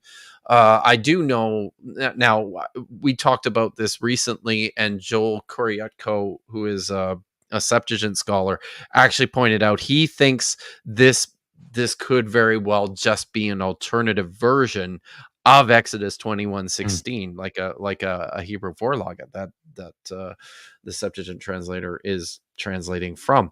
Both of those, situations are totally plausible. I think the important point here, though, is that even though Exodus 21:16 just says you shall not capture or steal a man, the spirit of the rule of the law, as it was understood by the first readers of this text, was that this applied to free Hebrew men. That's it. That's all I got. It just, come on, guys. Can you do it to women? Free Hebrew women. Okay, sorry. Exodus 24 might actually expand in that direction too. I don't remember. Josh would know. But it says, if a man is discovered kidnapping someone from among his brothers, the sons of Israel, and he trades them or sells them, that kidnapper must die. Purge the Israel from your midst, or the evil from your midst. Yeah. So I'll just say on the point of women, Derek. In my opinion, I suspect that the law is worded this way because women are not on the same level, right? Yeah. As a free man, A free man is a free man. A woman of any station is still part of a man's holdings. She is part of property, so she would fall under a different category. You're not allowed to steal a woman in the same way you're not allowed to steal, a cow or a goat or a Toyota 4Runner. So that I expect, that's why. We're back. But let me give some more specific examples where you can see the Hebrew Bible, even compared to other law codes in the ancient Near East, is taking some steps forward. In other ancient Near Eastern cultures, you can find lots of laws where if you harm someone else's servant, you're transgressing a certain law, and you have to make amends to their master and so forth. But in the law of Moses, there are laws about how you can't harm your own servant. And if you do, you forfeit the right to that servant. That was relatively rare. You'll find in like the Code of Hammurabi, a Babylonian legal text composed during like the 18th century BC, basically permission for masters to like punish their servants in these cruel ways, cutting off an ear, this kind of thing. That's the kind of thing Exodus 21 is reacting against, saying, no, you can't do that. And this was relatively rare in the ancient Near East. Here's how the Jewish scholar Nahum Sarna puts it. This law, the protection of slaves from maltreatment by their masters, is nowhere else found in the entire existing corpus of ancient Near Eastern legislation. Here's how another scholar puts it. No other ancient Near Eastern law has been found that holds a master to account for the treatment of his own slaves as distinct from injury done to the slave of another master. And the otherwise universal law regarding runaway slaves was that they must be sent back with severe penalties for those who failed to comply. All right. So before you do that, can I just wanted to I just want everyone to know that when we talked about putting this stream together, I actually thought Josh should just sit there with his book open to this enormous appendix that he has included in the book, where he literally just lists all the laws, all the ancient Near Eastern laws pertaining to slavery. And where those laws are either the same or sometimes even better than what's prescribed in the Hebrew Bible. Go ahead, Josh. If people are interested in that, that appendix A, goes through all the laws, as Kip said, including the Hebrew Bible, and gives commentary on them. And chapter 5 of the book is a comparative analysis of all the places where there is overlap in the slave laws in the Hebrew Bible and those in the ancient Near East, and gives analysis of each of them, and then gives comparative data. Yep. So, get the damn book. I do. I am proud of it. So let's see if we can go through a little bit of this. So first of all, Exodus 21, 28 to 32 says exactly what Gavin is saying that it doesn't, right? Or saying that the Hebrew Bible doesn't do. So if an ox, this is the sort of common stock law that shows up in several other ancient Near Eastern law collections and comes down into the Hebrew Bible. If an ox is known to gore and the owner doesn't do something to restrain it, and the ox gores a free man or a free woman or a free child, then the owner's life is forfeit. Now, he can ransom it if the family wants to do that. Like, he can pay them to get out of being killed. Then the text says, if it gores a slave, 30 shekels of silver is paid to the master of the slave. It's property law. This is precisely what the text, like this idea, this is why Westbrook points out there's not unanimity, there's not univocality in the way that even the law collection in Exodus 21 presents the idea of a slave. Now, I think there's probably a little bit of a nuance here, but nonetheless, like this is, harm done to the slave, the penalty or this is a property. God, I'm sorry, I'm tired. I've been up since like 3, and it is Poor Josh. what time now? 9:45. It is, yeah. But it's a crime against the, or it's an offense against the owner, and so remuneration has to be paid monetarily for essentially for the value of the slave. Okay, but here, let me just read to you.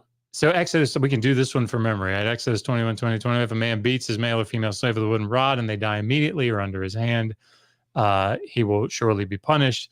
But if he survives a day or two, then he will not be punished because he is his silver, right? Let me just read to you Laws of Hammurabi 115 and 116. If a man has a claim of grain or silver against another man, distrains a member of his household, and the distrainee dies a natural death while in the house of her or his distrainer, that case has no basis for a claim.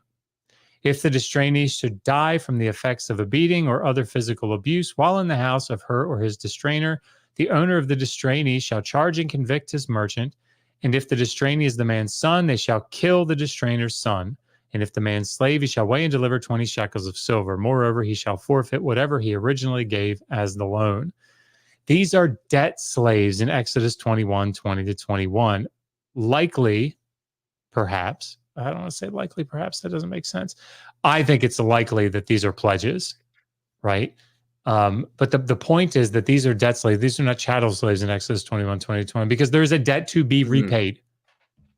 And he brings up this point about the cutting off of the ear. We're going to go back through Exodus 21 more, so I'll leave it at that for now.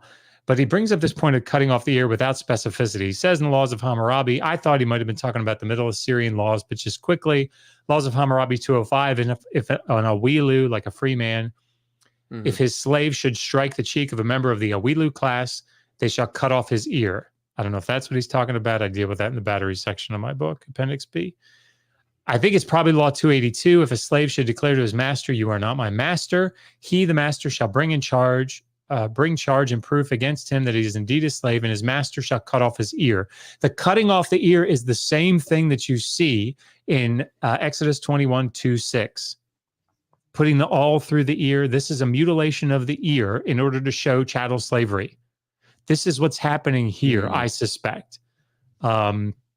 This is a mark that either it's a chattel slave who is want to try to escape, which is probably what's going on here. And so he's being marked so that people, when they see him out and about, they can go, that's a slave because of the ear. You also had certain hairstyles, a hair lock in the Old Babylonian period, and probably other periods. I can't remember off the top of my head. It indicated when somebody saw somebody out and about, they could identify that person as a slave because runaway slaves were a thing. You also have in the Middle Assyrian laws A44, if there is an Assyrian man or an Assyrian woman who is residing in a house as a pledge for a debt for as much as his value of that debt, and he is taken for the full value, he shall whip, pluck out the pledge's hair, or mutilate or pierce the pledge's ears. And what that means is while they're a pledge, while they're a debt slave, they're there with a higher, like an elevated status over a chattel slave because they're not alienable. It's anticipated that they're going to go back to their original status. And so Westbrook, I know this a lot, sorry. Westbrook says here, this paragraph, the one in the Middle Assyrian laws, illustrates the difference between the permissible treatment of pledges, slaves, and by implication, debt slaves. A pledge could not be punished by physical maltreatment or marked as a slave by piercing his ear. The same restrictions would appear to apply to a debt slave. These measures applied to chattel slaves only, but at the same time, they acted as limitations since they marked the limit of what could be done to such a slave. In other words, it seems backwards, but the law is saying you can only do this much to your slave. There's not this huge difference between these collections. There's more, but I won't. No, I'll save it for a little bit later. No, I think you've made the point. Yeah. One question on what you read earlier, where it talked about killing the person's son, or at least something there. Doesn't the Bible have kind of this eye for an eye, tooth for a tooth idea where you're able to go and kill, like if someone killed your brother or your son or something, you can go and kill their family member. You like legally are allowed, unless they end up in one of these cities that are like refuge, like they're able to escape and they're in the safe spot, but you're not allowed to kill them in that spot. But like, it's really archaic sounding the way that they kind of spell it out, is my point. Yeah, I mean, I think what we are certainly looking at here is this lex talionis concept, right? This sort of equality of retribution. I did want to say from his Sarna quote here, well, first of all, the covenant code is reacting to that. I wrote in the notes here, please demonstrate that claim, Gavin, that it's reacting. That's a pretty big claim. I'm certainly not saying it's not possible, but I mean, like, you'd have to. You got to demonstrate these things. You can't just assert them, right? So, and it might not be something that he wants to do. Like, I don't know that it's good for his position, but at any rate, Sarna's full quote here: "This law 20 to 21, the protection of slaves from maltreatment by the masters, is found nowhere else in the entire existing corpus.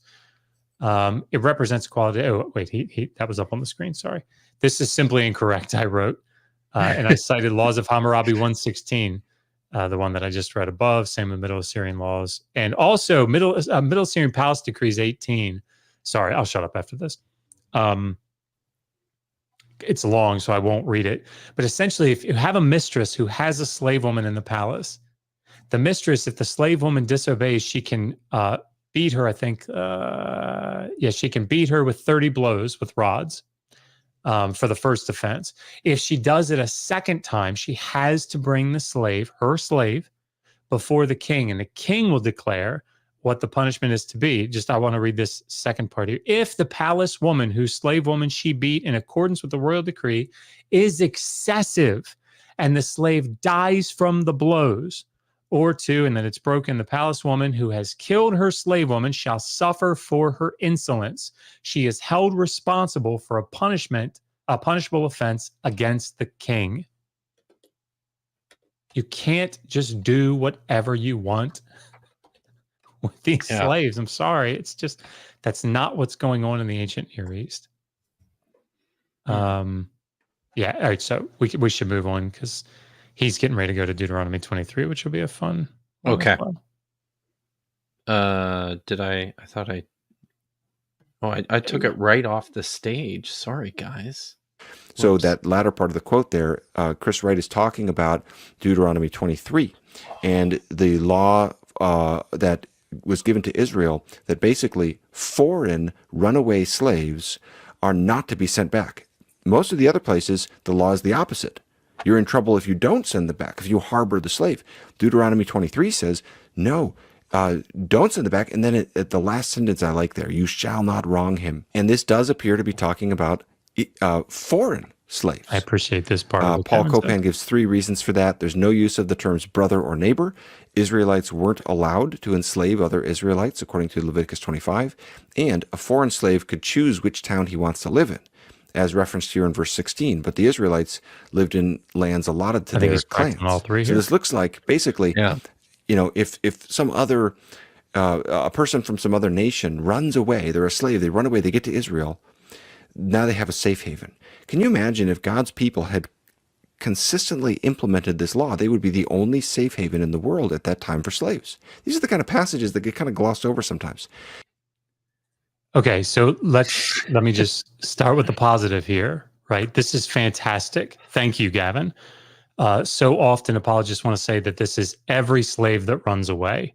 It's not, right? It's almost universally agreed upon that this is talking about foreign slaves that are escaping into Israel. They're not supposed to have extradition treaties, which is what and extradition treaties very commonly. You can read Sam Gringus's work on this in his book, Laws in the Bible. Laws in the Fantastic. Bible. But this is so that they're not supposed to have these extradition treaties, these sort of parity treaties with these surrounding nations. That's what the book of Deuteronomy is about, right? Because they're not supposed to be equals or vassals, right? They're supposed to be it's a treaty document. That's right. Like the book of Deuteronomy is a treaty document in which Yahweh is basically saying, "You're my slaves, and here is how you need to fulfill this covenant relationship that I've established with you." It's modeled So on, it stands to reason you can't make treaties with anyone else because you're Yahweh's. yeah. And this law is almost certainly talking about, as Gavin pointed out, a runaway slave who's coming from another nation. Interestingly enough, they're not supposed to like take them in and protect them. They're supposed to essentially have a hands-off approach to them, Yeah. right? And we don't have to get into Just why that is. But I did want- somewhere so long as you don't stay here. You're fine, right? You can't stay in my house because if you read through the laws of the ancient Near East, as Gavin was sort of alluding to, if you harbor a runaway slave, it's like you've stolen them, which is bad news, by the way. Illegal to steal slaves, believe it or not. But this is something that I have not found anybody else that's written about this, at least from this perspective. So I think this was one of the novel things in my book. So in Laws of Hammurabi 87, which is broken, it's in a broken section, but the text reads, if either a male slave or a female slave, broken, they shall return him to his master. If, broken, he beats, and it looks like the word beats is here. It's still in question though. If he beats him, they will not return him to his master. That's how Roth translates this. Richardson translated it. If either a male slave or a female slave to his master, they shall return him. If something he has been beating him, they shall not return him to his master. What's that mean? Like bruised, like apparently injured kind of thing? That's what it... I don't know that the text is, it might be in the broken section. Right. But I don't know that level of specificity is being called out. But it's abusive, I think, is the notion here. Right, Like if he's been abusing him, beating him abusively. So if that's the case, and I say this in the book, like we can't know that that's what's going on here. But this is interesting because in the Laws of Hammurabi, it seems like there's a good case to be made that you have the humanity of the slave being considered in this way, where if he is being abused, he is not to be returned to his master. So something to think about. So I think that's an important point to make, Josh, more globally, is that within all of these laws, there are protections provided for, and this is part of why these kings wrote these laws in the first place, was as a demonstration of their power and their greatness. You provided a sense of, I'm a civilized guy. I've got this strong sense of justice that applies to all these people. This is part of my job. I'm keeping the peace. I'm keeping the social order. And importantly, many of these laws were protecting against abuses of all sorts of people, but critically. And this just reminds me of the thing that I got into with the guy on Twitter today. Abuses are not necessarily, abuses in this world are not necessarily what we understand to be abuses. That's right. Right? There's variance here.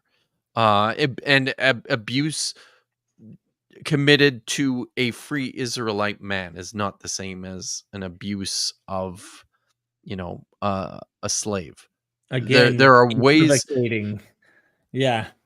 There are ways. There are things that were perfectly okay in this culture that we would consider like egregious abuse from a modern perspective. Right. It's equivocating. You're right, Derek. Yeah, because just because it's abuse here, and they may be both in the category of it, but it's like, there are various degrees, like you're describing, that may be more horrific, and it's still abuse. It's just a different level. And you guys did an interview. I don't want to sidetrack because we have probably some more stuff here. You guys did an interview where you were talking about One of the Christian apologists was talking about trading LeBron James using slave language. Dude, that stuck out to me so bad. That was so good how you guys were like, why do we still carry over this language in sports when they're trading? It's clearly still like fossils in the language. It's a relic, right? Of Right. this other world. Gavin's going to bring that up. Oh, is he? So Simone makes an excellent point. Have we considered Sorry. Ahava? I mean, come on. Sorry, guys. Simone's one of our. Simone reads Hebrew with us on every second Thursday night. But Cool. Right. Now, in his response to Trent, at 1250 of his response, Mindshift was saying that masters could treat servants however they wanted. They could beat them, they could rape them, all these kinds of things. Yes, were there Israelites in the Israelite community that ran out of money and were going to starve? And so they said, hey, because I have no other option and you guys are into this thing, let me come work for you for 7 years. And that would almost be okay if it was a work contract. But the things that were allowed to happen to these individuals, you could beat your indentured servants as long as they got up the next day. You could totally mess them up as long as you didn't dismember their body. You could rape them. You could force them to do anything you wanted to. Very, very few rules, and you got to do that for 7 years. But this is clearly wrong. Just from what we've seen in Exodus 21 alone, we see, no, slaves did have rights. Think of Job's awareness. If I mistreat, even when they bring a complaint to me, how will I deal with God if I mistreat them? It's not so sinister. People try to make this worse than it is. It's not so sinister. I wrote in our notes here, it's not so sinister. This made my skin crawl. Yeah. Right. So I wrote a note to cite some of the antebellum laws and follow them with, it's not so sinister. Not so sinister. So here we go. Georgia's Constitution in 1798, Section 12. I'll just do 2. Any person who shall maliciously dismember or deprive a slave of life shall suffer such punishment as would be inflicted in case the like offense had been committed on a free white person, and on the like proof, except in case of insurrection by such a slave, and unless such death should happen by accident in giving such slave moderate correction. Guys, it's not so sinister. It's not so sinister. No, it's not a loophole. I mean, it's not a way of helping the slave owner get out of a pickle in a bad, tight spot of getting angry at the slave. Yeah. North Carolina in 1791, quote, which distinction of criminality between the murder of a white person and of one who is equally an human creature, but merely of a different complexion, is disgraceful to humanity and degrading in the highest degree to the laws and principles of a free, Christian, and enlightened country. Be it enacted that if any person shall hereafter be guilty of willfully or maliciously killing a slave, such offender shall upon the first conviction thereof be adjudged guilty of murder and shall suffer the same punishment as if he had killed a free man. Any law, usage, or custom to the contrary notwithstanding. Guys, it's not so sinister. The slaves had rights. The slaves in the antebellum South had rights. And I'm so you couldn't glad just treat them however you wanted. So just so everybody hears us, this is like where our tongues are firmly set in our cheeks here, right? Yes. The idea, you can hear, you could make You're gonna don't cry, Josh. But it's like it's gross. Yes. And Gavin is not trying, and this is the really sad, tragic thing about this, is Gavin is not trying to be gross here. Not at all. This is what happens to people when they don't understand the text and they don't understand the implications of their interpretive models for reading the texts. You know, it makes people say horrible things by accident. And I think that's probably the worst part about this. It's probably not the worst part, but this is a terrible part about this whole situation, about this whole argument, right? You know, I can't help but note, like Gavin brought up the Exodus 20:21 rule again about knocking out a tooth or an eye. And I bring this up because, again, this is something that I was in discussion with someone on Twitter about just today. Yeah. Because this gets extrapolated, right? You can't knock out a tooth, and if you knock out a tooth or you knock out an eye, the slave has to go free. Ergo, you can't abuse your slave. That's not what the text is saying. Yes, I agree that this is an Iron Age, ancient Near Eastern form of attempting to protect against abuse. 100%. That's the purpose. That's the purpose of the law. But let's be clear about what's being said in the law. You can't knock out an eye. You can't knock out a tooth. You can't hit him in the face, or, you know, you shouldn't be hitting him in the face, right? And if you do and you get caught, there's a consequence for that. But there's so many ways to inflict injury and harm and irrevocable abuse on people without knocking out a tooth or an eye. I mean, starvation could be one. Think about There's it. no law Just against that. You don't get to eat for the next 4 days, 5 days. I'm not feeding you because you did this, on top of hitting you on your back, your legs, your butt, your feet, whatever other area I can do. You know, imagine, you know, I'm just being totally creative and thinking of ways that, other than that, it's not in the text. It's not in my law. You can't imagine people weren't doing it. I'm sure it's there, but I get your point, Josh. And the fact that you came back to Antebellum South to paint the picture, I hope, Gavin, if he watches this, and anyone who's persuaded or has thought in these kind of ways, can see that based on the law, you're not going to walk away. And we know from contemporary evidence of the way that the institution of slavery in our own situation, our own backyards, have still to this day impacted society and the way things are, but how horrific that was. And we aren't there in ancient Israel. We don't. We have very little. We have like the text, and we have a little archaeology and inscriptions and heuristic ways of looking at other ancient Near Eastern examples and their tablets and text, but we aren't there. And pretending that we just got to give a complete glass half full to what the Bible says because that's our sacred text, and Job could never be harmful to his slaves. Like, we could give him the benefit of the doubt, but does Job represent all of Israel?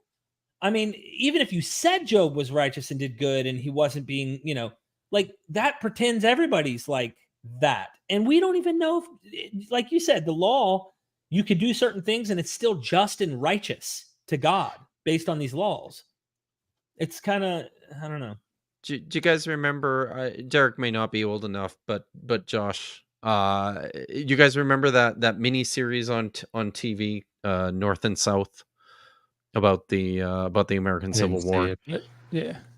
Yeah. So, like, one of the things that made an impression on me watching that as a young person, as a young man, I might have been a kid when I watched it, was that there was a juxtaposition, right, of the good Southern family and then the terrible Southern family. And the good Southern family looked after their slaves. You know, they gave them enough to eat. They didn't beat them.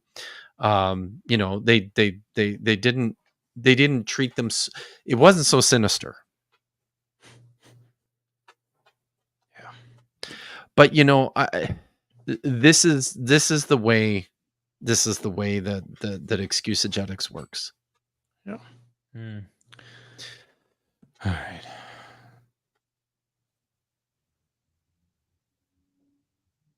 Here's another example. In cases where a slave is killed or assaulted by their master, there are severe penalties. So earlier in Exodus 20, 1, you find, I'll just read it. It says, when a man strikes his slave, male or female, with a rod, and the slave dies under his hand, he shall be avenged. But if the slave survives a day or two, he is not to be avenged, for the slave is his money. Now here's where a lot of problems come up. The Hebrew word for avenged here is talking about the death penalty. And again, that's rare in that historical context. Mark Meinall says, if found guilty, a master was to be punished, which might result in death. That was unheard of at a time when the closest legal equivalents only dealt with assault on other people's slaves. All right. So, I mean, like, I won't read them all again, but, you know, Laws of Hammurabi 16 is doing the same thing, right? If you have a distraint and the slave dies a natural death, there's no punishment, right? But if they die from a beating, then there is punishment, and that is that the equal. If it was a child that was taken as a distraint, then the master's child. In other words, it's a parallel situation, right? So I mean, like, unheard of at the time is just incorrect. And I don't think he said it yet. I think we have to play a little bit further, but I feel like we've talked about that at least a little bit up to this point. Should probably keep pressing to the next thing.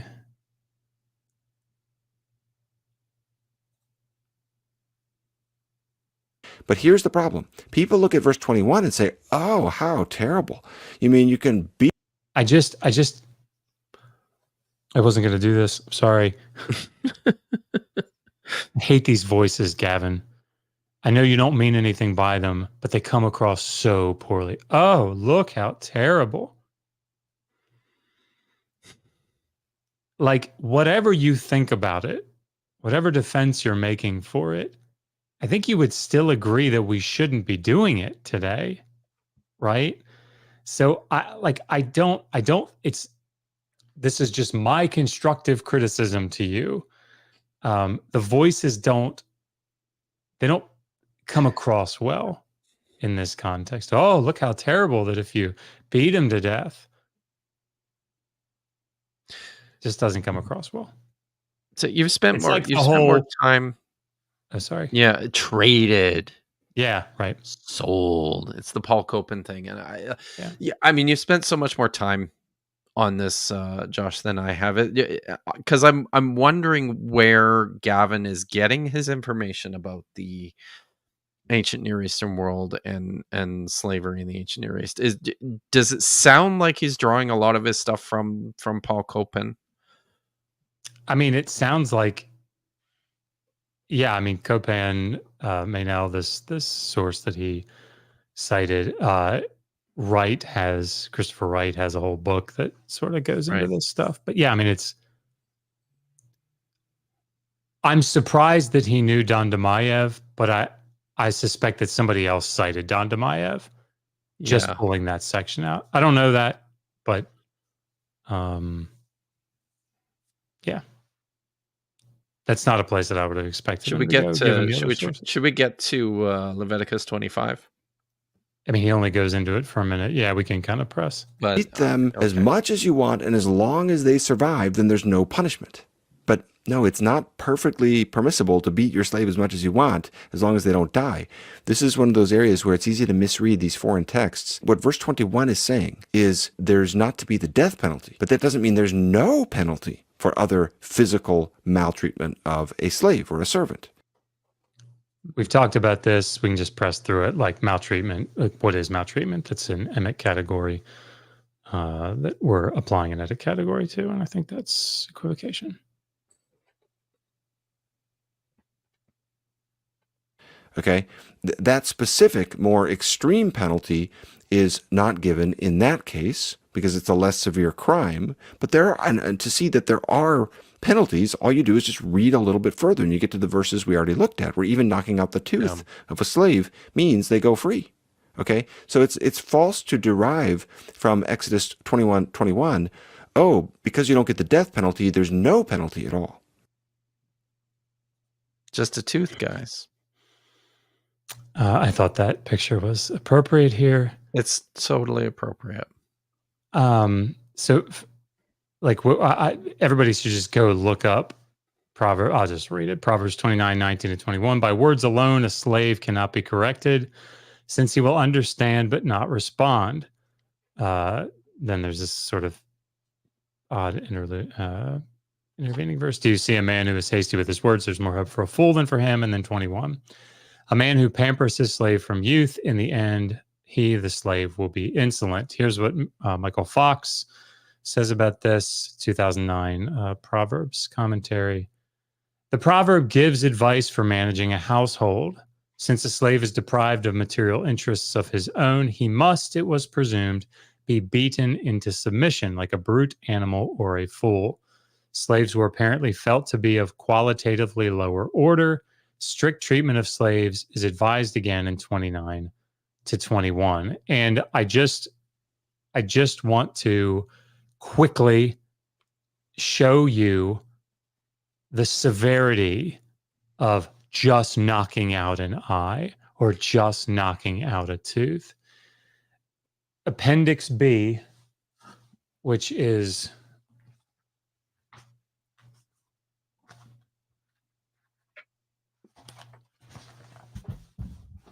that much of the book, I go through all the laws on battery in the Ancient Near East and the Hebrew Bible.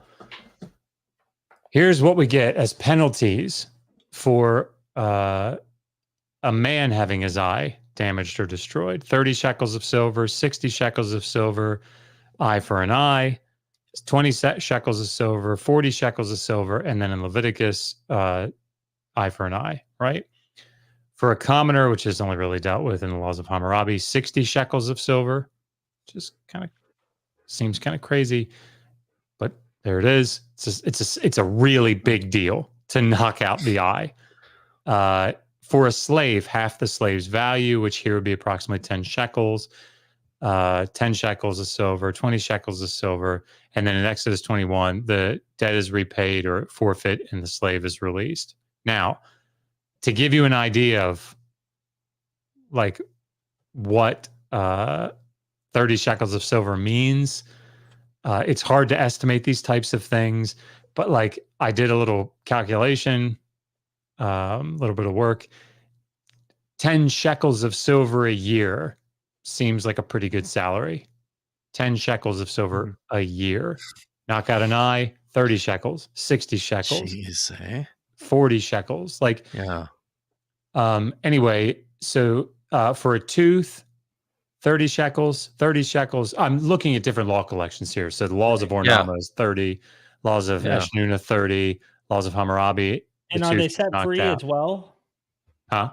Are they set free as well? This is just for a man. This is for a man. Okay. Slave is 10 shekels of silver, 6 shekels of silver. And then, but the point in Exodus 21, again, debt repaid and set free. It matches up pretty well. Half the price of or half the value of a slave is 10 shekels. Anyway, so the point that I'm trying to make here is this is not a little injury. It's one of the top 3 injuries that you see consistently in the law collections. So this, I cringe every time I hear just knock out a tooth. It means that you're hitting them in the face, probably with a big stick. Right? It's anyway. Yeah. Wow. That's probably factors in pretty heavily. Hey Josh, does your bow tie spin around and shoot water? No, it doesn't. It doesn't. But I do tie them myself, so I feel pretty good about that. Hey, very nice. Those are cool. Okay, we're now at Leviticus 25. Okay, we're not there for long, but it's really easy to misread these passages or to make them a little more sinister. Let's go to Leviticus 25. This is one of the passages that Mindshift is talking about. It's talking about the distinction here between Israelite servants and foreign servants. And the language here, and in other passages as well, for acquiring is not talking about human theft. What you talking about, Willis? That's already been forbidden in Exodus 21. That was my addition, everybody, so that it's clear. Because who is saying that purchasing means they were kidnapped? Who's saying that? I don't know who's saying that. It doesn't even have to mean acquiring through money. The verb here doesn't have to mean a financial purchase. Yeah, you can find this same Hebrew verb being used for when a pregnant woman has a child and then she says, "I have acquired a child." Or Ruth 4:10 talks about the marriage of Ruth and Boaz like that. He's acquiring a wife. It's definitely not talking about a forced capture, man stealing, that kind of stuff. So the way that Mindshift took that is, again, more sinister than necessary. Yeah. And Rationality Rules video was quite unfair on this point to Paul Copan. Paul Copan is pointing out basically a lot of the language here about property or about acquiring is not necessarily talking about chattel slavery. And he was making the point that, look, you can use this language in other ways, and he was giving examples today how we use language like trading sports players and transferring employees, and he gave various examples like this, making a very specific point about the language here. And the point is just that that language is underdetermined to tell you the more specific question of whether the servant had any rights. Think of sports players. They are traded. They are sold. They have agents to take care of these transactions, these owners of these franchises. And he had given LeBron James as one example. So then Stephen from Rationality Rules and his guest are just going on as though Paul Copan were arguing LeBron James is in the same position as an ancient Hebrew servant, which of course was not his point. He was making a more specific, focused point about the language and what you can't get out of the language. And what did you think about that point, by the way? Sorry, go ahead. So listen, like when I watched this the first time, I think I mentioned this in the notes too, right? Like his appeal to Ruth 4:10 is curious, because like I'll just read it quick here. What's happening? This is Boaz speaking. Boaz said to the elders and to the rest of the people, "You are witnesses today that I am acquiring from Naomi all that belonged to Elimelech and all that belonged to Chilion and Mahalon. I am also acquiring Ruth the Moabite, the woman of Mahalon, as my woman, so as to perpetuate the name of the deceased upon his estate, that the name of the deceased may not disappear from among his kinsmen and from the gate of his hometown. You are witnesses today." Like, did he do that? Did he do that on purpose? Like, did he really? Is that the text you want to use here? Like, also, the Genesis 4:1 is funny because that's the one that Hollow puts in a category with a big question mark. Yes. That's a wild text. Like there's tons of speculation about what's going on in that text, because the word kana, which usually means to purchase, can also mean to create, right? In its cognates, in the ancient Near Eastern cognates, that's what it means. But yeah, like again, how do we understand what words mean? We started this stream with this point, Josh.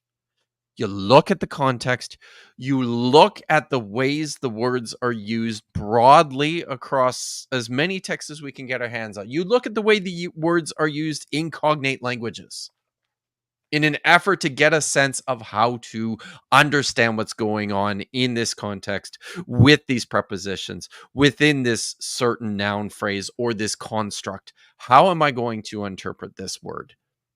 And like within this context in Leviticus 25, there's just no way to get around this. No. You're buying slaves. Yeah.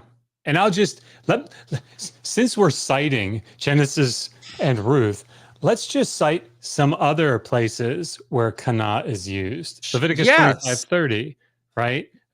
Purchasing a house. And if it is not purchased back for him within the space of a full year, then the house that is in the walled cities passes permanently to its purchaser, koneh, throughout his generations. I don't know, maybe not reverted in the Jubilee.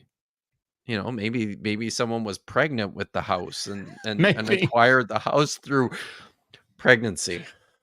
Genesis 47:22, land. Only the land of the priests he did not buy, for the priests had an allotment from Pharaoh, and they lived off the allotment which Pharaoh gave them. Therefore, they did not sell their land. Genesis 49:30, a field. And there's tons of these. In the cave that is in the field of Machpelah, which is before Mamre, in the land of Canaan, which Abraham acquired, along with the field from Ephron, the Hittite, for a burial site. Genesis 23:16, which describes this, for 400 shekels of silver. And Abraham listened to Ephron, and Abraham weighed out for Ephron the silver which he had named in the hearing of the sons of Het, 400 shekels of silver, commercial standard. Two more. Jeremiah 13:2 and 19:1 have the purchase of a belt and a jar with this word. Okay, sorry. Specifically when it comes to slaves. Genesis 17:12, a miknat kesef, which is the purchase of silver for a slave, and let all your males, whether they are when they are 8 days old, be circumcised throughout your generations, the house-born, and the one purchased with silver, miknat kesef, from every foreigner, those who are not of your offspring. Exodus 12:44, the same. Ecclesiastes 2:7, and I'll shut up. I bought male and female slaves, and I had house-born slaves. I also possessed flocks and herds larger than all who preceded me in Jerusalem. And sorry, I'll say this here. Chunleong Seao, in his 2008 work on the verb kana is used for the buying of slaves. And he cites Genesis 39:1, 47:23, Amos 8:6, and Nehemiah 5:8. It means buying people.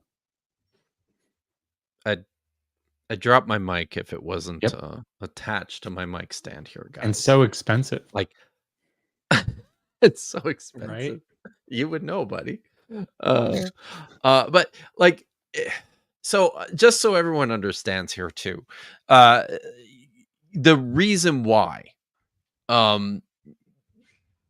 you can't just soften this with attempting to use a gloss like in English, like acquire, to make it less sinister, because within Leviticus 25 specifically, but in all of these other texts which deal with slaves, these are all part of larger law collections concerned with property, concerned with the heritage of the Israelites, with the Nachla or the Achuzah. And for that reason, these texts are, when you read them correctly and contextually, and you understand what's going on, the writers are being very careful to ensure that that basically all the balances are level. This is property law, which is where slaves in this mindset belong.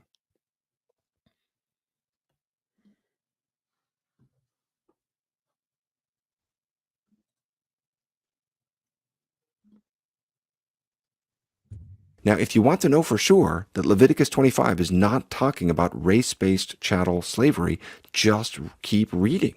Right after those verses, you see the exact opposite scenario can come about.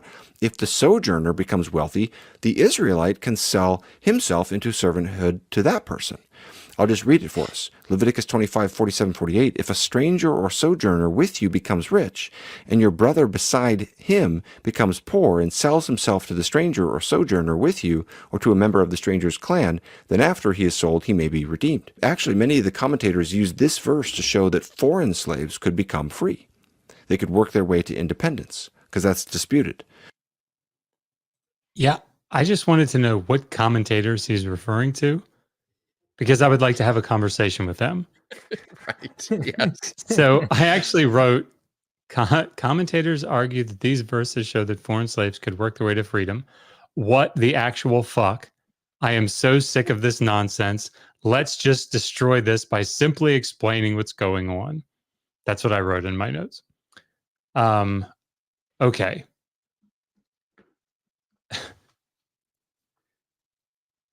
sorry. I just like, how many times have we explained this? Okay. Oh. Leviticus 25 is talking about, amongst other things, Jubilee, right? And it's saying that for Israelites, there is a period of time that can elapse or that will elapse.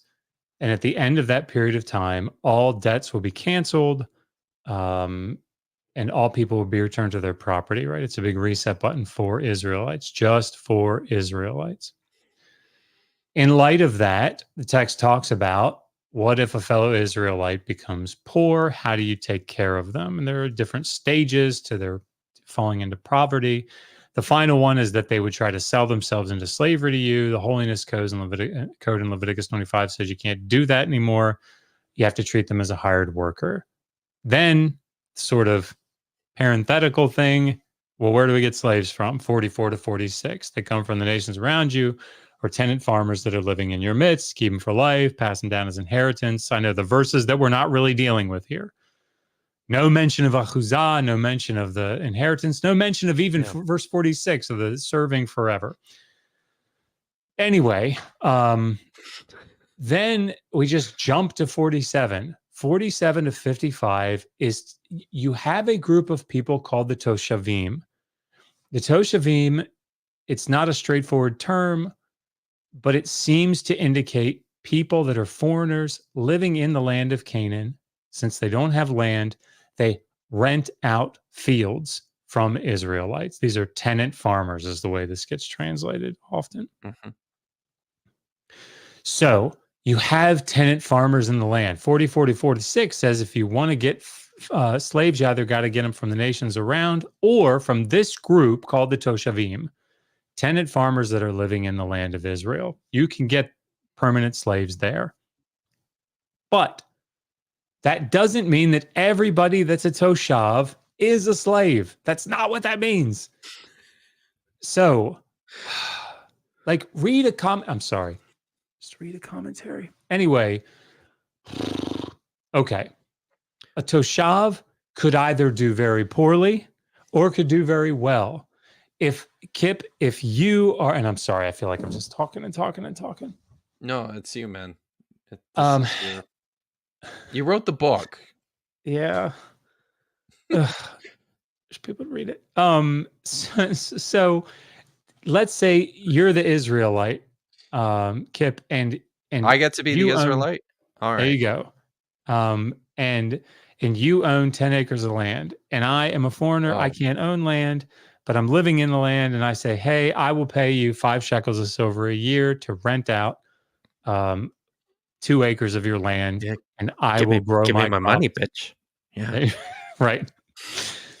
Now, one of two things could happen, right? I mean, at least one of two things. Mm-hmm. One of at least two things. I could do very poorly and default on my rent to you, right? Better not.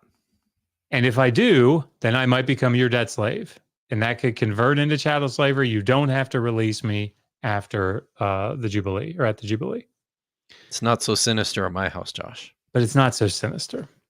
However, I could also do really well. Let's say I have great crop years and I take this 2 acres and man, I really start doing something with it, right? And I'm selling the grain and I'm putting stuff away and I'm doing well. I can rent out 5 more acres from you, right? And maybe I can rent out all your acreage from you because maybe you're not doing so well. I don't know. The point is that I start doing so well, I start making lots of money, and now I am wealthy enough to start making loans to Israelites. And Israelites fall into debt slavery with me. What does the law say about that? We've dealt with what happens if an Israelite falls into a position of potential slavery with another Israelite. But what happens if this occurs with a Toshav who's living in the midst? This is not the same person. Get it through your heads, everybody. The Toshav in 44 to 46 is not the Toshav in 47 to 55, right? It's not the same. It's not some guy named Frank. Frank the Toshav. right? And he becomes a slave for a while. Then he's manumitted. He gets out and he becomes really wealthy. That's not what's happening here. It's saying you have a group of people. Yep. Some of that group of people could do poorly. They can be kept for life. They don't have to do poorly at all, but whatever. Or this group of the Toshevim could do well, and that group could take their own slaves. What does the law say about that? That's what's going on here.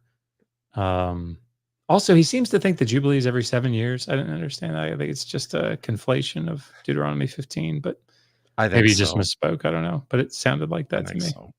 Yeah, but I thought that was very clear, Josh. The way you explained that.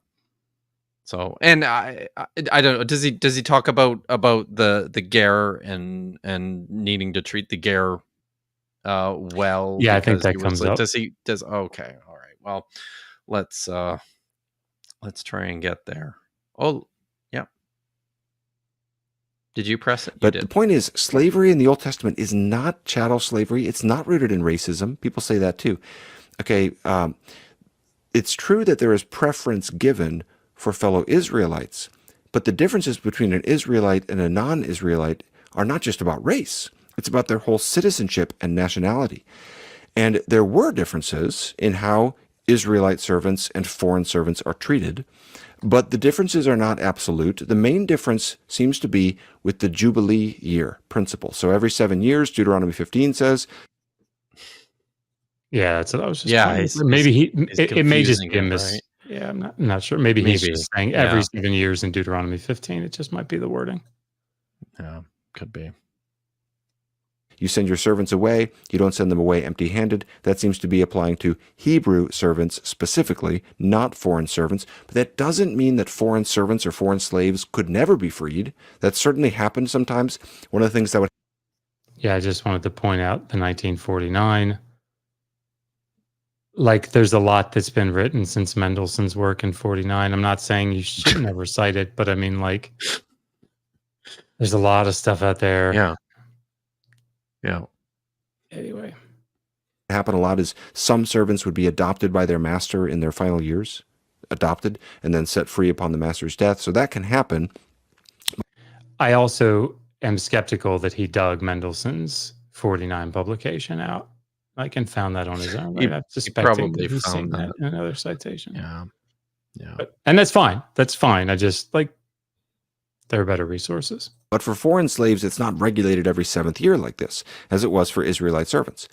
However, all the least he other pointed laws that out. protecting the servant are not just applicable to the Israelite servants. They're applicable to all servants, including foreign servants or foreign slaves. Yeah, see, I don't. He's going to go into this a little more. Maybe I'll wait for that. We're getting close to the end. But this is sure Israelites have to be released and foreign slaves don't. But I don't know. Like, that just. Let's make this. Yeah. Let's make this not look as bad as it is. Yeah. Yeah. That's a pretty big. It's a pretty big thing to have before a but. Yeah, it sure is. I like big butts and a. Sorry. All the servants and slaves had protections, had rights. As Sklar puts it, servants from the nations enjoyed the same legal protections given to all servants, such as freedom if severely beaten and the right to rest on the Sabbath. Yeah, I mean, I just don't know that Exodus 21, 20 to 21. I guess it depends on what he's trying to say here. If we're trying to make sort of a connection here between Leviticus 25, like that's not the case, right? But because it's a different section of the law. Yeah. But Yeah. I don't know.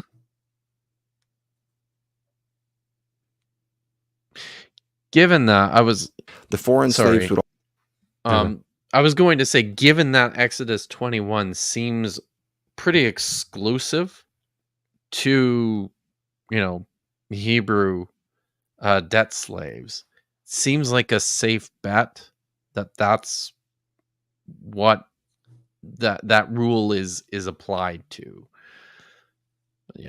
Yeah, I mean, at best, it's to debt slaves in general, right? Right. But I don't this is not something, for example, that's applicable to chattel slaves. Sure, not clear. That's for sure. Also partake of the Passover and other Israelite feasts. None of these laws made a distinction between with the New Oh my Testament's God! portrayal. Sorry, I meant to hit pause. Not.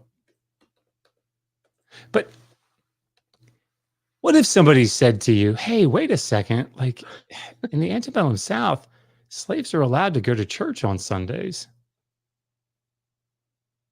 Yeah. Okay. Right.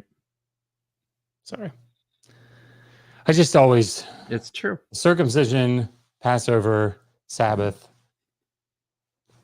Cattle were allowed to observe the Sabbath too, right? So, I mean, this isn't a. That's I think true. this is Good point, probably right? less about the humanity of the slave and more about, hey, you can't. I don't want you working on the Sabbath. You can't even send your slave out to do your bidding for you. It seems even like it's rooted in, I would use the term superstition about their particular ritual cultic practices and how they kept getting rewarded if they obeyed the deity. So the deity being supreme, how do we honor that deity and make sure, even to the point where the animals aren't even doing anything? So I'm not going to say there Yeah. couldn't have been respect toward the human in some ways, but like, I don't know. Yeah. Should bring that back. Sorry. Okay. The foreign slaves would also partake of the Passover and other Israelite feasts. None of these laws made a distinction between some kinds of slaves versus others. All right. Now, one other challenging passage is people talk about sexual slavery, and they'll bring up Deuteronomy 21. And what we have to understand here is the cultural context and what would typically be done. Here again, I want us to see how the Hebrew Bible is progressing. It's putting things in the right direction. Okay, the rituals during this 30-day period are not designed to humiliate her. These are purification rituals. They're not meant to be. It's about ritual purity. They're not meant to be demeaning or something like that. And it's giving a period of time to protect her. Okay, look, that the purpose of that law was because the common practice at that time would have been for women to be raped in that circumstance. And What do you think is they might be happening in this as good as dead at that circumstance? point, at that time in history, if their husband has just been killed. Oh, And so the law is pushing against that and saying, no, you have to marry this person and you have to wait this amount of time. It's trying to push against the general practice at that time. First of all, their husband has just been killed. No, sir. They have just killed her husband. Right? There's a pretty big difference between those. Like what Secondly, you just said isn't sinking in. I don't think. Yeah.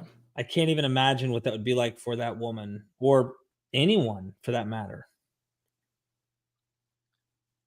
Like we talk about this elsewhere, but like that 30 days probably has absolutely nothing to do with her wanting to make sure that she has a menstrual cycle, right? yeah.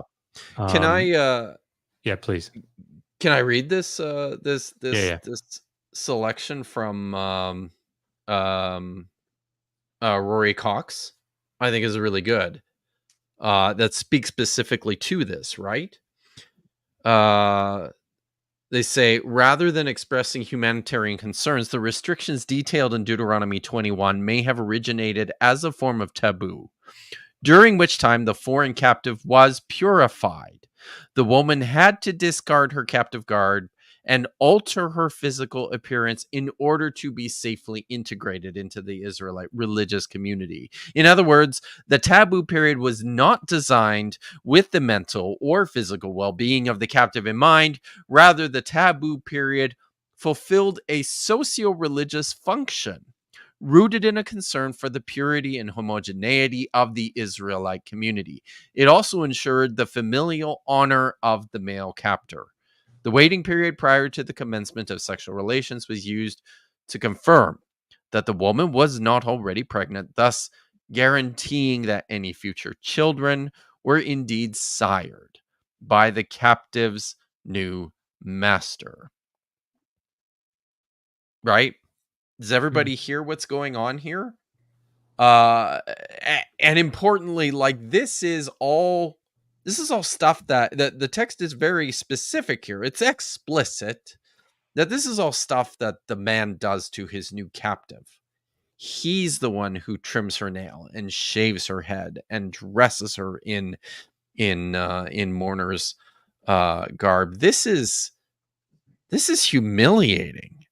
Like this is just another way of othering a person from the rest of the community. There's nothing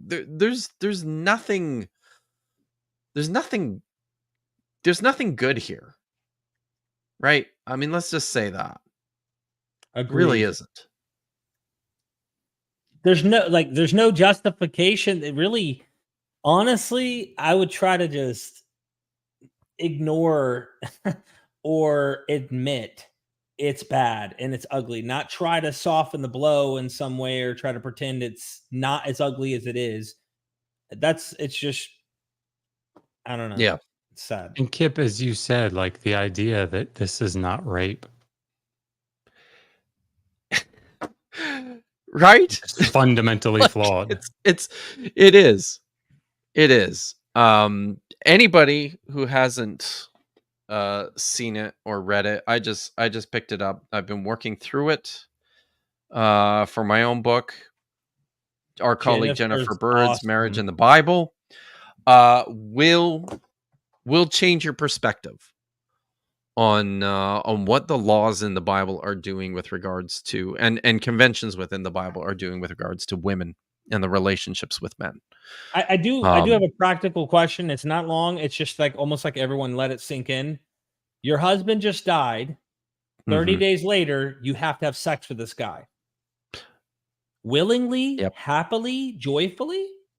You think you're really sharing that bed in what we in our modern sensibilities and our partners who choose to be with us and love us and can dump us and leave us for someone else at any time? Kind of no. But it's not rape. Come on. Yeah. But importantly, let's point out also that this was just the station of women, right, in this ancient Near Eastern culture, regardless of whether she was a war captive or even a member of the community to begin with. As Jennifer Bird points out in her book, the way a man, the word in the Bible most consistently used for what we interpret as marriage is taking. And that's exactly what a man does. Men take women. Men give women to other men. And the way that you consummate this arrangement is through sexual intercourse. She doesn't, I mean, it's not like she's got much of a say in this arrangement at all. All right.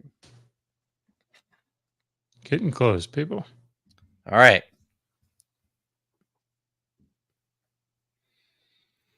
What is sometimes missed when we come from a modern Western framework and read these laws is the sense of progress being made here relative to ancient history in general. Here's how one scholar puts it: the norms given in the Book of the Covenant reveal, when compared with related law books in the ancient Near East, radical alterations in legal practice, in the evaluation of offenses against property, in the treatment of slaves, in the fixing of punishment for indirect offenses, and in the rejection of punishment by mutilation. The value of human life is recognized as incomparably greater than all material values. Take the principle of the Jubilee year. I mean, that one commentator calls that probably the most radical social and economic idea in all the Bible.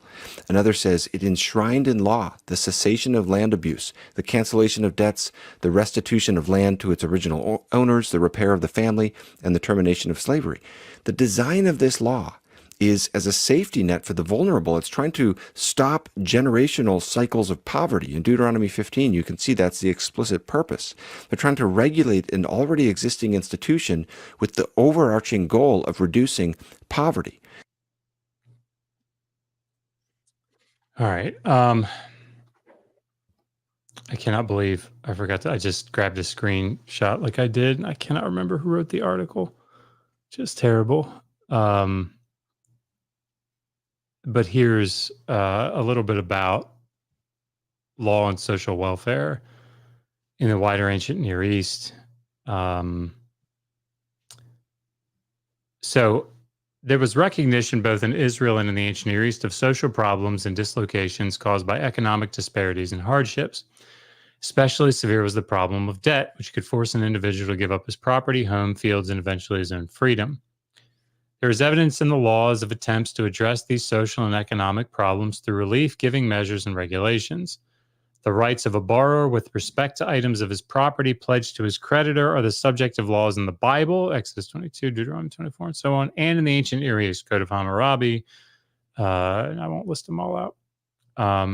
There is concern about persons who are distrained or enslaved because of their debts, such as a person who must be released after 6 years in the Bible, Exodus 21, Deuteronomy 15, and after 3 years in Babylonia, Code of Hammurabi 117. Did you And the just say Assyrian- after 3 years? Yeah. So it's half the time, yeah. and it's twice as old, if not more. But it was very progressive. Very progressive. There's Yeah. a redemptive movement. Wow.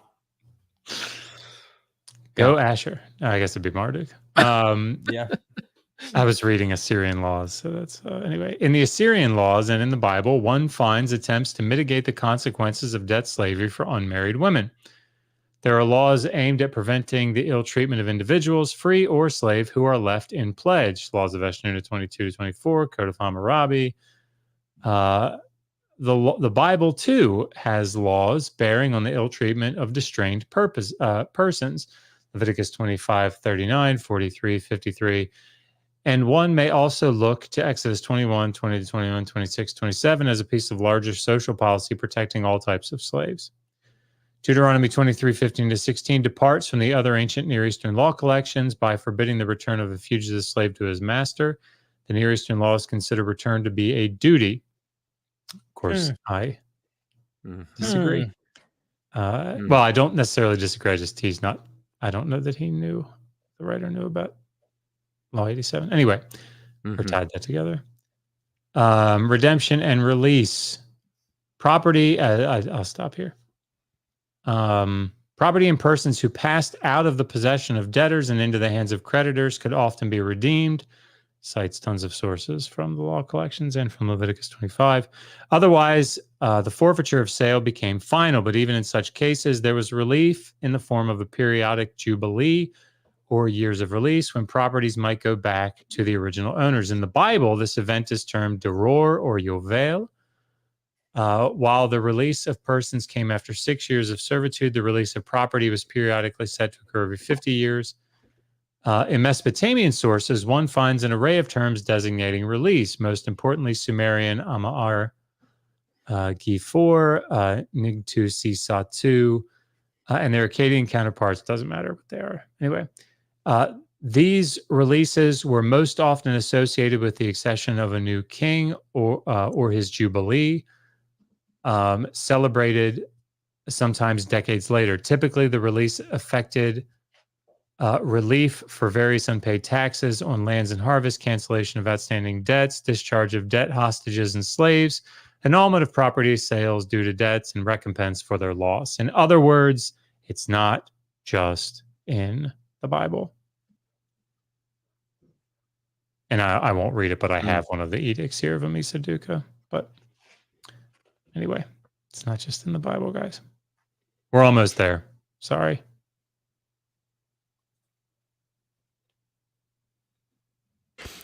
I could summarize like this. If you read through books like Exodus, Leviticus, Deuteronomy, and you have an open mind, two things will become clear. Number one, this is the ancient world. Okay, this is not a timeless ideal. Number two, this is not tyrannical and malevolent. this is, you can see this as coming out of Genesis 1 and the doctrine of the image of God. It's trying to curb against the abuses that existed in the world at that time. And that's the great theme if you step back and see the big picture of the Old Testament law over and over and over. If there's anything that is hammered away at in the law of Moses, it's that you were slaves in Egypt. So treat the sojourner among you with compassion. Look out for them. I'll put up a few examples of this on the screen. Sorry. Or did you do that? Did we lose Are you muted? audio? I am muted. Sorry. Oh, okay. Did you take it off the screen or did I? I don't know. Okay. I was looking up a Hebrew word. All right. If did you want to pause it there? Or Oh, did you, sorry. okay. Yeah, I just wrote here in the notes, discuss how this is not incompatible with slavery, clearly. Right. So again, as you pointed out earlier, in the broader ancient Near East, this is the way kings functioned, right? Mhm. You care for the oppressed, you care for the vulnerable, you care for the weak, you care for the foreigner. It is clear that the Hebrew Bible appends to this this notion of because you were foreigners or you were slaves, right? There's no question about that. But that doesn't mean, one, that they then thought this is incompatible with keeping people as slaves, because it's not. And it's not that they didn't care about the vulnerable in the wider ancient Near East as well. No. And can we be clear about this, because this often gets, this idea of Yahweh or God delivering the Israelites out of bondage in Egypt is this great story of emancipation, right? Like, this is how Cecil B. DeMille painted the picture in his classic film. It's very important for people to understand what's going on in this text and why the laws keep coming back to this point. You don't mistreat the ger because you were gers in Egypt, right? And the point is, you were in this station as free landholders in Egypt, and you were wrongly taken from that station and put into slavery. And Yahweh makes this explicit later on in Exodus 25, after he's gone through the whole Jubilee period laws. He finishes up by saying, "You are my slaves," right? And this is why this was the problem. The problem wasn't slavery. The problem was Egypt had wrongfully enslaved Yahweh slaves, which Yahweh wasn't happy about, and that's why he took them back, because they belonged to him. They did not belong to Egypt. And as a reminder, don't you do that to other people who don't rightfully belong to you. And I put the stress on rightfully here, right? So, and that's who the ger is. The ger is someone who is living in your land and enjoys some privilege and protection in this sense. I've always thought it was weird. God puts them in Egypt, like he it's all part of his plan to make them go to Egypt to become slaves. But then we got to thank him for helping us get out. It's like, you put us in here. Can you imagine a parent, hey, I'm going to send you down here. You're going to go through some of the worst, most horrific things, but better thank me too when I let you out. Oh, and you almost didn't get all the way out. I had to kill a lot of you on the way out because you just weren't doing things the way I told you to do. Anyway. Yep. So, how are we doing, Josh? Is there some more here to finish up, and then we'll last So when you see the big picture like that, it might help you kind of see the biblical story in its overarching development. All right, let's keep moving in that development, get to the New Testament. This will be more brief. All right, so that's it.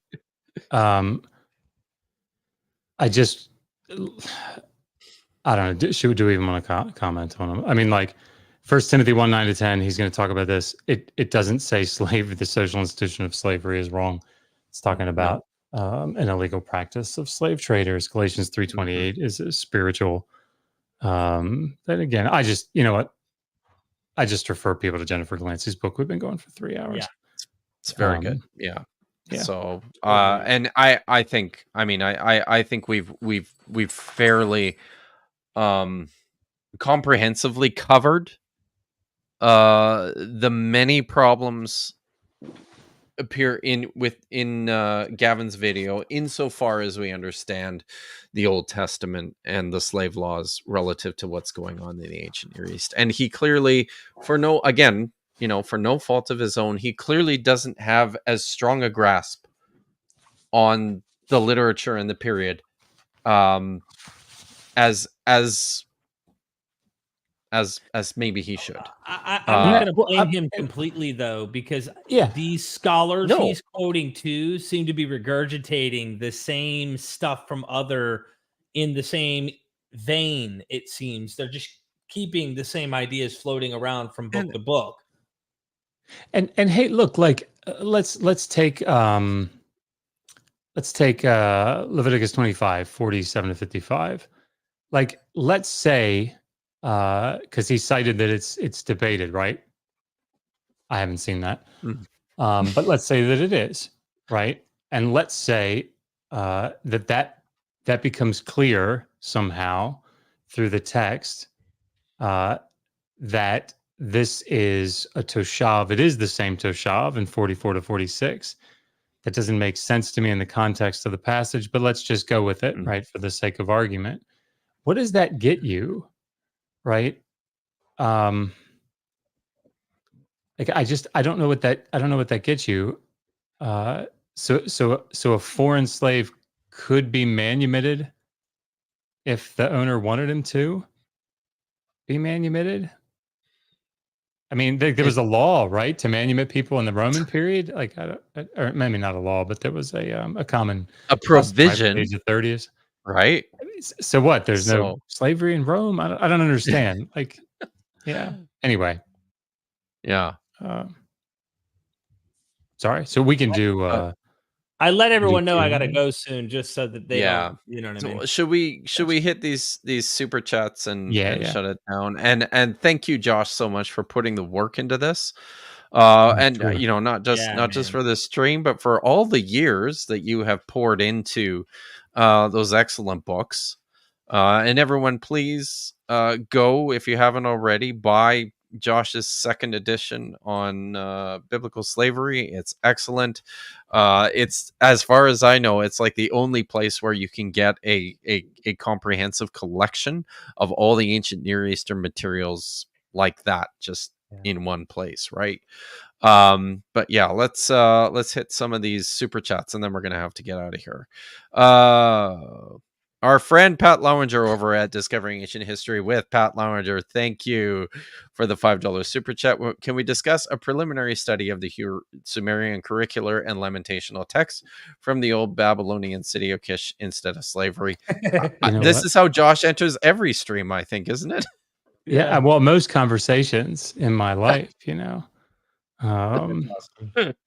This is the title of my dissertation, everybody. Yeah. In case you weren't clear. Thank you, Pat. I haven't read it. Sorry. Yeah, don't blame me. Ichabod, thank you for the $5 super chat. A down payment on Kip's book. Yay. Thanks for giving Brady's us a preview. the man. You're welcome. Apostate of Mind podcast, my friend Mark Peralta.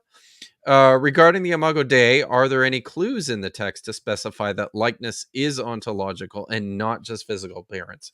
I would say no.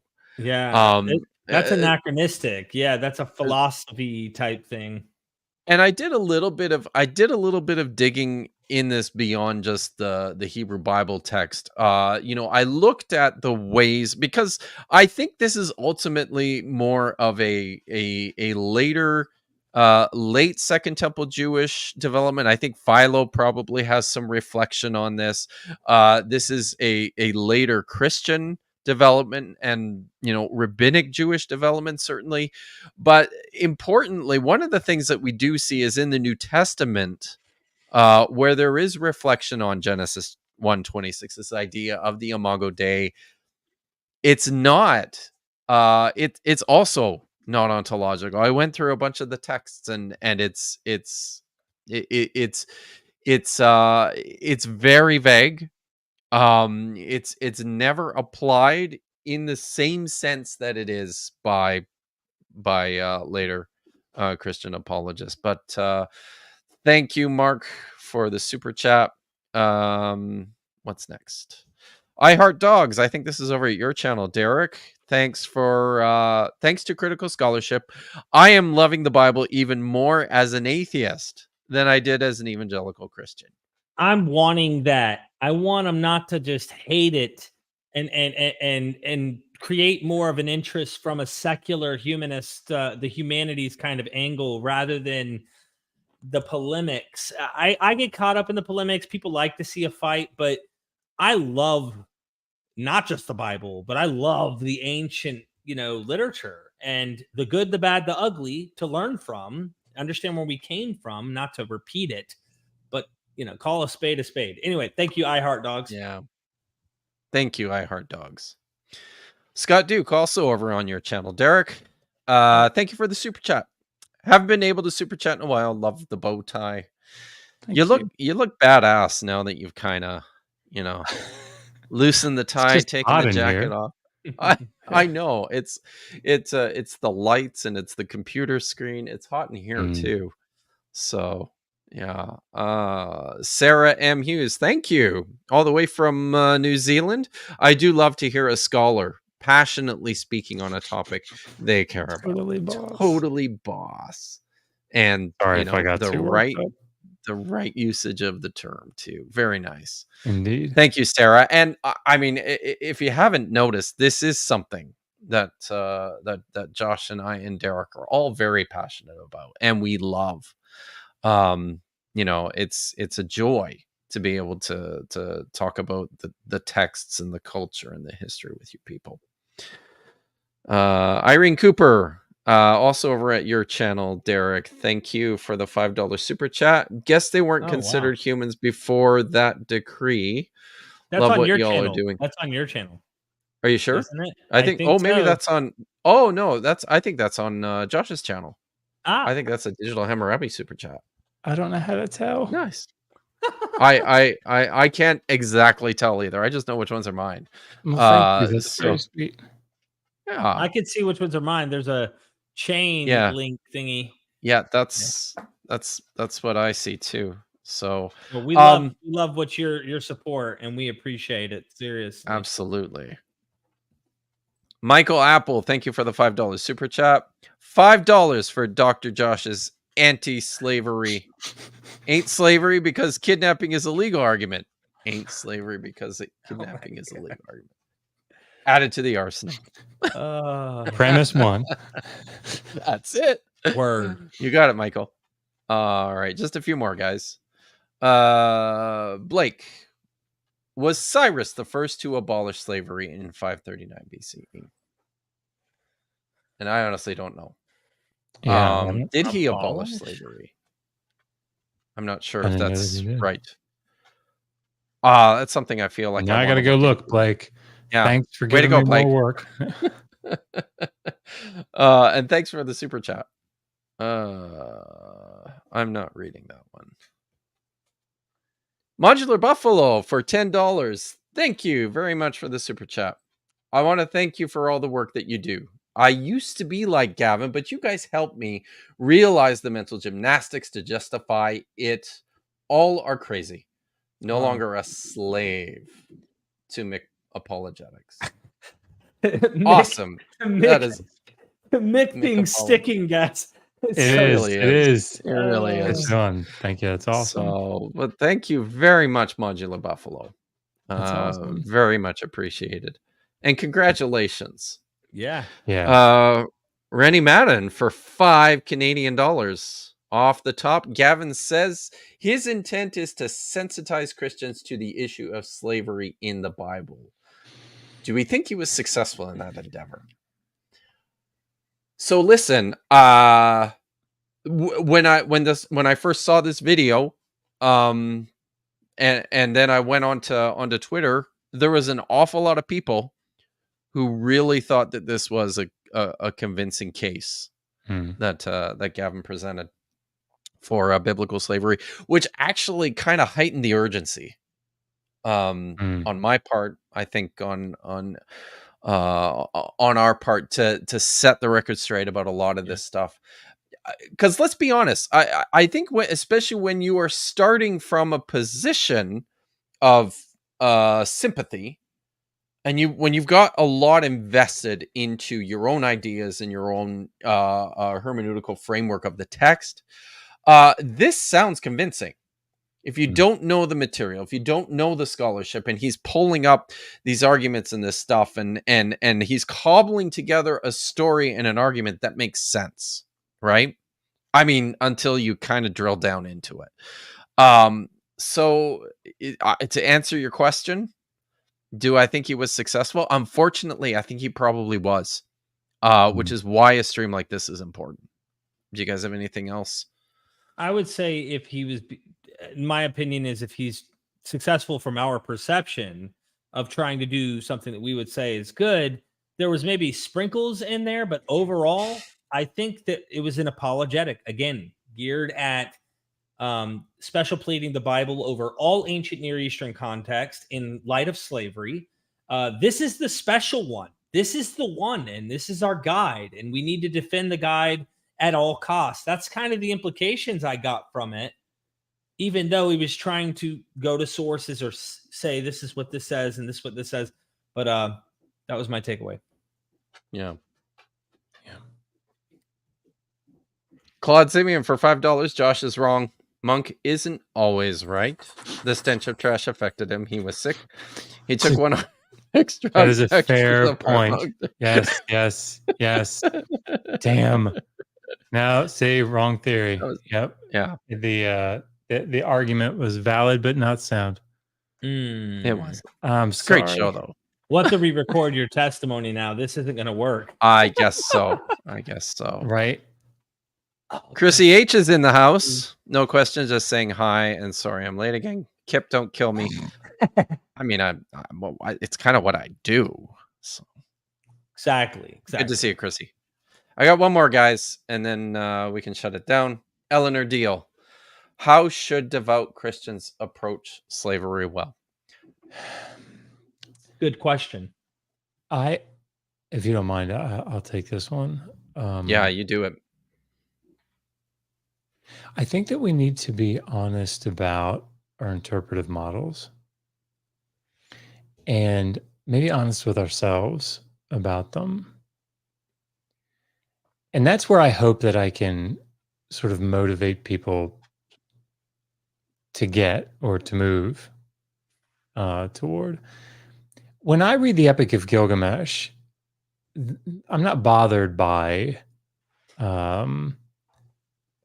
things that I would consider to be immoral today that appear in there from the perspective that people are bothered by things in the Hebrew Bible, because I don't see it as a moral guide to me. In other words, I'm not trying to derive my ethical system from the Epic of Gilgamesh or from the Tukulti Ninurta epic or from any ancient text, right?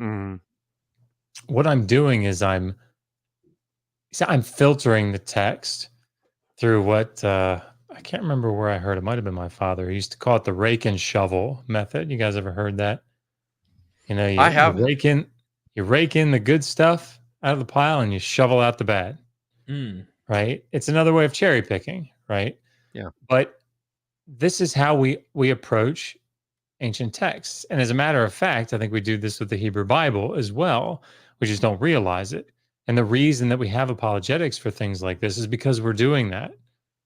Right? We're saying, ew, like that can't be right. This idea must be shoveled out. We must have an apologetic that explains why it is there. And I think that instead what we ought to be doing is maybe moving away from this inspired inerrant view of the text and saying, look, as an ancient text, if we want to say that it's divinely inspired in the sense that people were moved to write about their engagement with the numinous, or with the divine, whatever. That's fine, and so we can engage with their experience in the same way that we engaged with Neo-Syrian writings and how they engaged with what they consider to be the divine, and garner things like pull things from it that are applicable to our lives as well through that lens. And I think that's what I would say about slavery. And so in that case, I think the Bible would be perfect for something like stepping back and seeing these broader pictures and understanding things in a way that's sort of, all right, obviously we're not going to care about laws from like the ancient world, right? But look, here Jesus is talking about setting the prisoners free, setting the captives free, and this idea of freedom is good. And the Exodus story is one about chosen people. And so, yeah, I mean, through my interpretive lens, it seems like being free is a good thing. Yeah. Right. And so that's my takeaway, right? It's a reader response theory, and I think that's good. That's what I would want. I like what Chrissy H said in the chat. Condemn it. Obviously, if it's saying what it's saying, condemn it. Realize it is bad. Realize that Christianity contributed. See what you can do to honestly engage the issue. And of course, I imagine modern Christians in our context that we're talking about aren't doing it anymore. And so grow out of it, learn from it. Permission granted. Jennifer Bird says, say that was bad, no more. Let's go forward in the spirit of, I think this is the direction that if Jesus were to come today or at the pivotal point, he would have been one of those possible revolutionaries. I don't know, like you said, reader response, kind of reading into it, that kind of idea, motives of salvation, of freedom, things like that, but not trying to paint over an ugly picture and pretend that it had nothing to do with those things at all, and just being dishonest with the material and engaging in the literature. That's what we're calling out. We're saying, no, you're trying to act like this is the facts and this is what the evidence is.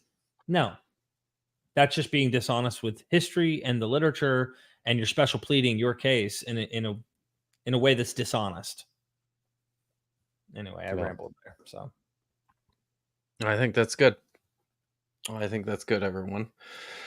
Listen, it's almost 8:15. I shudder to think how late it is over on Josh's side of the country. Thanks, guys, for hanging out with us for this long, for watching the stream.